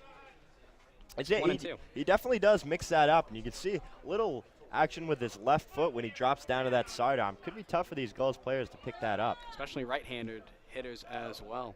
1-2 from Raines. Here it is. Slider fouled straight back. We'll do it again. Looks more of a curveball, Dave, when it's up top, when he throws over the top. When he drops down, that's got more slide action to it. That's not easy to hit. Not easy. It's coming from a weird spot. Batters are not necessarily used to seeing it come from that low from the mound. Infield plays straight up, so does the outfield. Next pitch on the way. Fastball, strike 3 called. About belt high on the outer edge. McGill goes down looking. Hesitated there for a little bit. I don't know if the umpire wanted to dramatize the K a little bit since it was looking, because that's the first one of the night for the Gulls. But nonetheless, we got 1 out here in the 8th. Would have been nice to get the leadoff man on, but we do have home run threat, Liam O'Regan. O'Regan homered to lead off the second. It was Newport's first home run of the season. First run of the night. Solo shot over the center field fence. First pitch.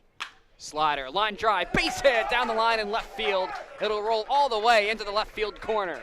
Around first, heading for second is O'Regan. He will pull up there with a 1-out double here in the bottom half of the 8th. Nice job by O'Regan there, attacking the slider. First pitch, tried to get him, but able to put a charge into it. Kind of reaches out, hooks it down the left field line over the third baseman's head. Easy double there for O'Regan, and a big one too.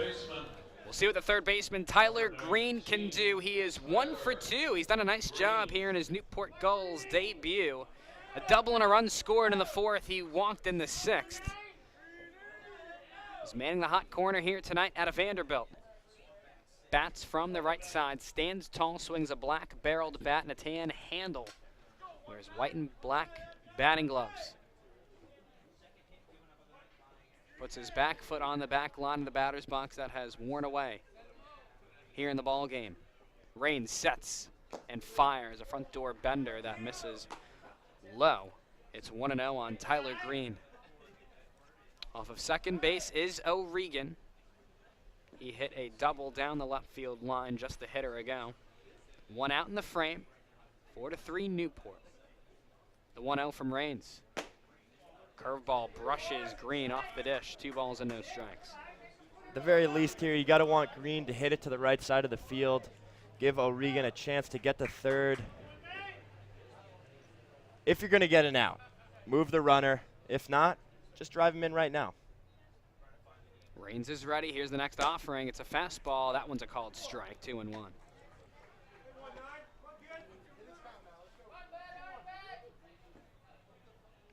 Newport here in the ball game with 8 hits.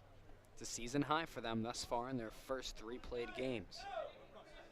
Rains looks at second. Next pitch. Breaking ball in there. Strike 2. Right at the knees once again. That's a good pitch from Rains. Curveball, dropping it low at the knees. I think Green was a little bit fooled there, but he's got a 2-2 count here.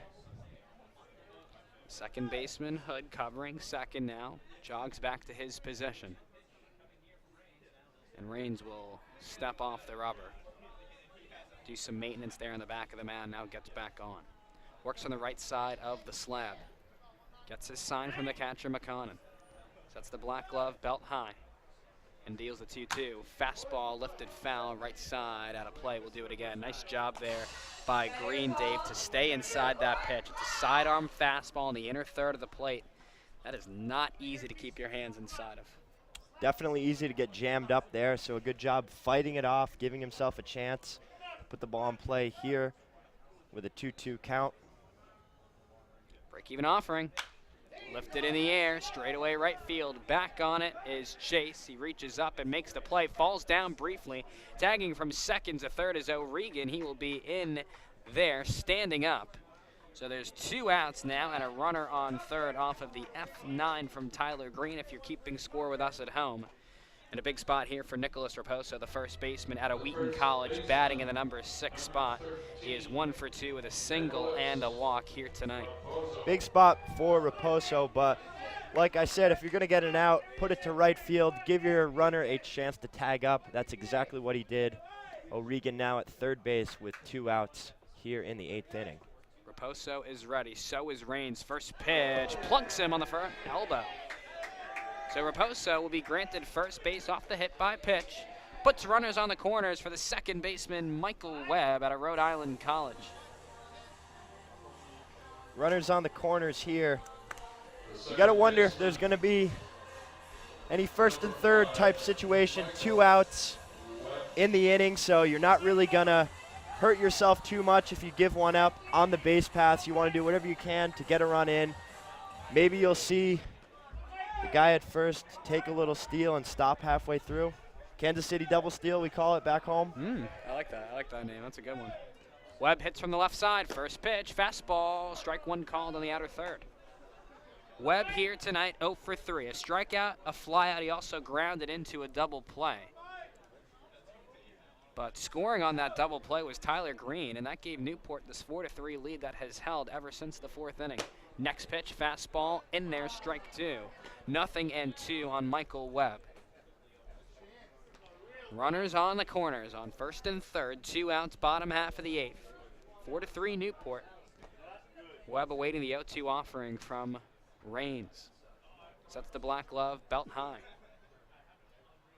Long pause on the mound, 0-2 offering, fastball just misses wide, 1 ball and 2 strikes. Just missed, but that's a good pitch from Rains. Tough to pick up from down there, that sidearm. Certainly not easy to see that. Good plate discipline there by Webb, laying off that fastball outside. Rains likes the sign he gets from McConnon and sets. Out of the stretch, the 1-2 pitch. Fastball swing and a miss. Strike 3. Down goes Michael Webb on strikes for the 2nd time here tonight. So we will go to the top half of the 9th inning. But for Newport here in the frame, they get no runs on 1 hit. They leave 2 aboard with no Upper Valley airs. Last chance for the Upper Valley Nighthawks here in their season opener. It's 4-3 Newport right here on the NECBL Broadcast Network. Okay, are you ready?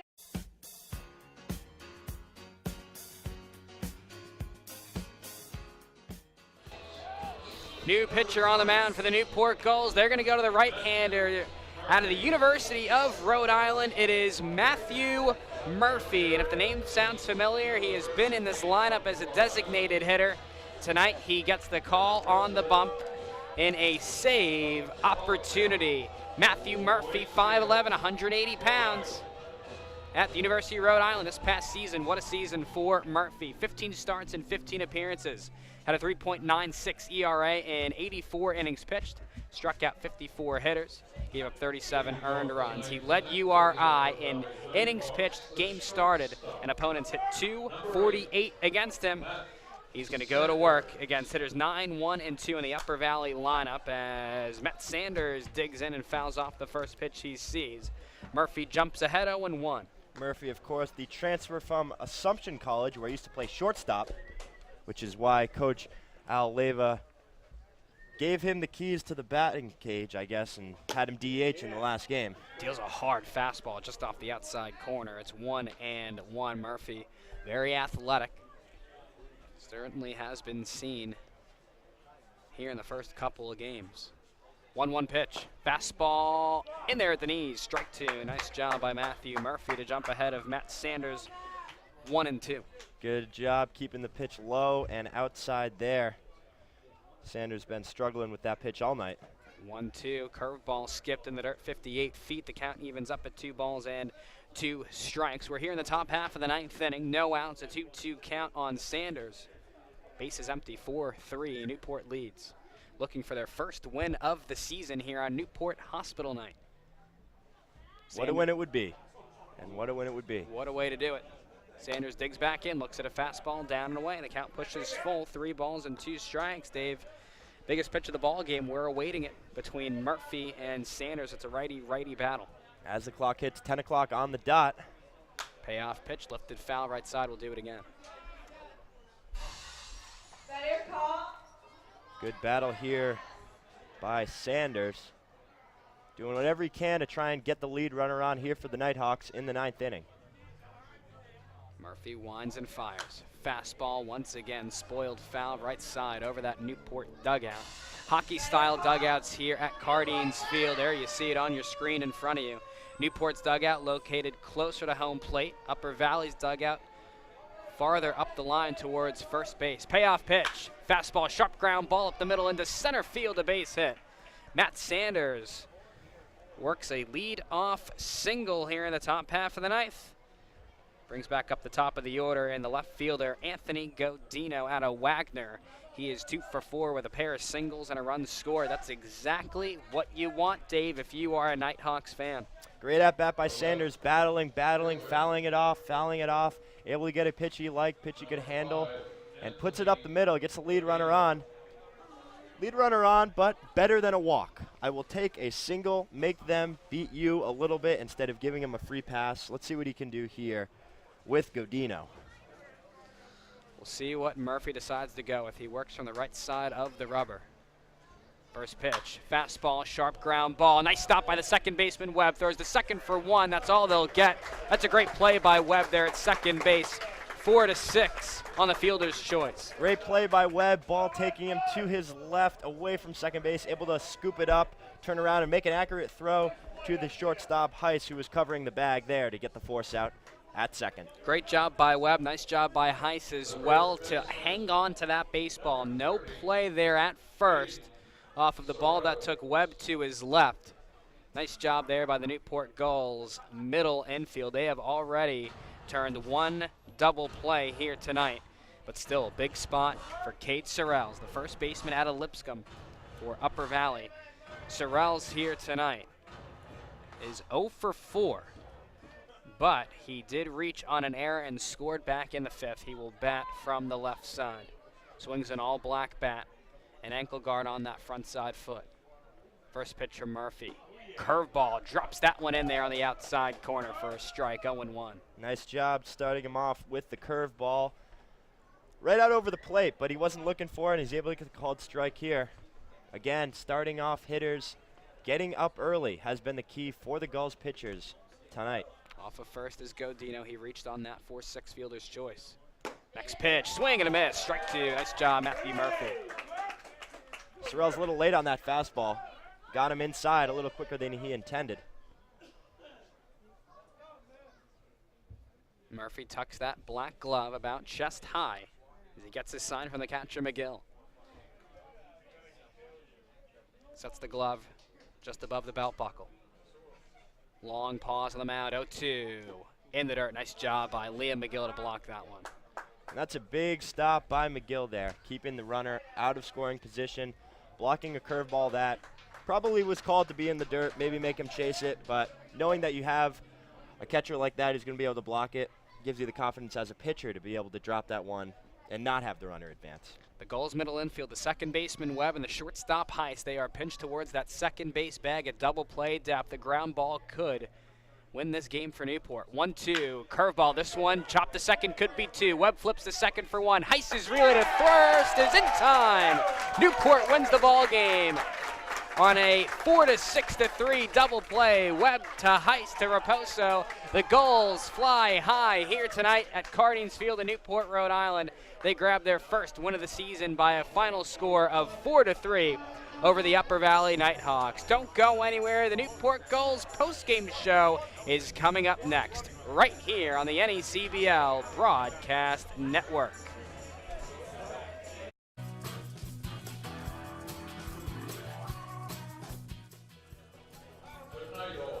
Welcome back here on the postgame show, live from Cardines Field in Newport, Rhode Island. The Gulls grab their first win of the season, and they do it with a 4-3 victory over the Nighthawks of Upper Valley. It was a great game for this Newport offense, which found a rhythm. 4 runs, 8 hits, 3 errors for the Gulls. For Upper Valley, 3 runs, 8 hits, and no errors. They did play a clean slate on defense. And let's recap the scoring here for you really, really quickly. And for Upper Valley, they got off to a nice start. Anthony Godino led off the ball game with a single. He would eventually come around to score on designated hitter Ryan Jeffers' RBI single to give Upper Valley a 1-0 lead. But Newport, though, would respond in the bottom of the second inning as Liam O'Regan hit a solo home run over the center field fence, and that tied up the ball game at 1 apiece. But then Upper Valley would answer in the top of the third inning as a Newport error would come back to haunt them. Matt Sanders would score in the frame as Upper Valley would take that 2-1 lead, and that was on that error by the shortstop. Frank Gregoire would reach on an error, and that is how Sanders would come in to score. But then Newport, again, this offense, like we talked about, did find a rhythm. And in that fourth inning, they would take the lead for good as Liam O'Regan started off the frame with a walk. He would come in to score along with Tyler Green on Nicholas Raposo's RBI single, and then an RBI ground out from Michael Webb. That put Newport ahead 4-2. Upper Valley, though, in the fifth inning would get another run on a Newport error. It was an RBI double from designated hitter Ryan Jeffers. It made the score 4-3, and that's how this final score would hold. Credit the job of Matthew Murphy to come into the ball game. He grabs his first save of the season. And for Newport, it was Reed Anderson who grabs his first win of the year. He threw 5 innings pitched, gave up 1 earned run on 5 hits, gave up 3 runs. Again, just 1 earned, 1 walk, and 5 strikeouts. For Upper Valley, taking the loss was starter, right-hander out of Iona, Joe DeRosa. He threw 5 innings pitched, gave up 4 earned runs, 4 runs total on 6 hits. He walked 1 and struck out 2. Newport improves to 1-2 on the season. Upper Valley falls to 0-1. The Gulls will be back in action tomorrow night when they travel up to Montpelier, Vermont to take on the Mountaineers. Should be a great ball game against the 2015 NECBL champions. And Upper Valley, they will next be in action tomorrow night in their home opener when they host the North Adams Steeplecats at 6:30. The Gulls will next be at home Monday night when they host the Mystic Schooners at 6:35 p.m. You can catch the pregame show at 6:05 on the NECBL Broadcast Network. At the ballpark on Monday night, it'll be Newport Gulls Scholarship Night, where 9 summer camp scholarships will be given away courtesy of Newport Gulls baseball. I'm going to toss the postgame show over to Dave Peck and Meredith Pepis. I'm going to go talk to the Newport Gulls player of the game. Don't go anywhere. The Newport Gulls postgame show continues right here on the NECBL Broadcast Network. Thank you, Darren. And what a win it was. Newport Gulls able to edge out the Upper Valley Nighthawks 4-3, thanks to a stellar pitching performance all around from the starting staff in Reed Anderson, tossing the ball over to Dylan Diana in the 6th inning, and Matt Murphy coming in to close it in the 9th. Here with Meredith Pepes, what do you have to say about the pitching performance from these guys tonight? They really came out to play tonight. They really didn't give up. They had a lot of strikeouts, a lot of big strikeouts by Deanna with, I think you said seven strikeouts, was it? 7 strikeouts. Yeah, and 3 in a row to end the one of the last innings. That was huge, and a huge comeback from Matt Murphy, who came in the last inning and just really gave it to the Nighthawks. One thing I look at offensively for the Gulls that I think was key, that was definitely lacking in the last couple of games, and we touched on it, was the offensive production from some of those interior guys. And tonight we saw that, and that was the difference. We had number 4 batter Liam O'Regan start off things for the Gulls in the 2nd inning with a home run. Later in the 4th, he singled and came around to score after working a 3-2 count against pitcher for the Nighthawks, Joe DeRosa. And then he had a double in the 8th, didn't come around to score, but again kept the pressure on them. Tyler Green getting his first start with the Gulls since coming back from Vanderbilt. He was able to tack on a double coming around to score, as well as a walk. So you see this lineup starting to take form. You're getting new players in Tyler Green from Vanderbilt. There are obviously more on the way. Some of these big hitters starting to find their groove here at Cardines Field, and that had a huge influence on tonight's game. Yeah, they definitely, the 3 and 4 batters definitely came out to play today. They really performed up to their expectations. You know, it just took some time, just had to get used to those wood bats. They're not used to that, like you said in the pregame show. So that's all they needed to do, is just have a feel for the game and have a feel for the fields. And they really came out and proved themselves. Liam's homer was a huge turnaround, I think, and also his double. He really came out to play tonight, as well as the rest of the team. We had the long ball going, but we also were able to get some small ball early on in the game. Of course, the sacrifice bunt to move the runner over in the 2nd inning, and then the sacrifice fly by Cameron Meisner to really get the 2nd run and give the lead to the Gulls that they would not relinquish for the rest of the night. So really doing it all here, and if you're Coach Al Leyva, you love to see some versatility from your offense, and just an all-around great job getting the win tonight here at Cardines Field. Talk about the pitching a little bit. Dylan Deanna came in, bullpen, able to go 4 innings, giving up 0 runs. So you got to give them credit where credit's due. Bullpens are when it comes down to it, it's a long season. Bullpens are what can win and lose you games, and tonight they got the win. Oh yeah, the bullpen definitely came out to play tonight. Dylan and Matt Murphy both came out with some big innings to really close out the game and really just not let the Nighthawks get a lead on the Gulls. All right, final score here from Cardines Field, 4-3. We're going to send it on down field level with Newport Gulls broadcaster Darren Zaslow. Darren? Welcome back here in the Newport Gulls post-game show. Darren Zaslow here with Newport Gulls player of the game, Reed Anderson. the starting pitcher here tonight, the right-hander out of Brown University, earned his first win of the season as a Newport Gull. Went 5 innings pitched, allowed 1 earned run. Reed, how'd you feel out there on the mound here tonight? I felt pretty good. I established my fastball early on. It's been a while since I've been out on the mound, so it's good to be back. Everyone played solid defense behind me. Me and Liam were on the same page, so he did a pretty good job calling pitches, and we were on the same page, so I felt good. The Newport offense with 8 hits here tonight. That's a season high in their first 3 played games. As a pitcher, that's got to be nice with that offense getting in a rhythm. Yeah, it's great, especially when you come out in the first inning and give up a run. It's nice to see them in the next 2 innings back you up with some runs. It's a good feeling. This being the first week of NECBL action, what are some of your short-term goals here for the season as the NECBL schedule gets underway? I think it was good for us to get that first win under the belt. We should keep rolling after this. I think it's also important I limit the walks. I'm trying to work on that, but as long as I keep the ball down and get some movement, I think I'll be good. Thank you so much and best of luck. Once again, Newport victorious here tonight by a final score of 4-3. They grabbed their first win of the season. Don't go anywhere. The Newport Gulls post-game show continues next. Thank you, Darren. Certainly was able to limit the walks. Only had 1 in 6 innings of work. Final score here at Cardines Field. Your Newport Gulls 4, the Upper Valley Nighthawks 3.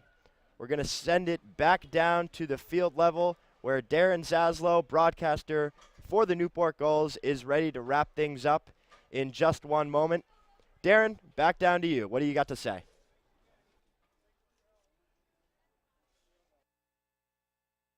Welcome back here to the Newport Gulls post-game show. Darren Zaslow here with Gully here in Newport, Rhode Island. A fantastic win for the Gulls as they grabbed their first win of the season by a final score of 4-3. They improved to 1-2 overall. Upper Valley falls to 0-1. Newport will be back in action tomorrow night up in Montpelier, Vermont when they take on the Mountaineers at 6:30 p.m. But first of all, we'd like to thank everyone who has played a role in this broadcast here tonight. The executive producer is Tom Lima. Shannon Carlson's the producer. The associate producer is Rob Sanchez. The associate producer as well is Shannon O'Connell. Audio tech is Lucas Malley. The on-site engineer is Sam Solinger. The statistician is Ben Maxout, and your social media coordinator is Meredith Pepis. Once again, Newport victorious here tonight at Cardines Field on Newport Hospital night by a final score of 4-3. For everyone who's played a part in this one, I'm Darren Zaslow saying so long from the city by the sea.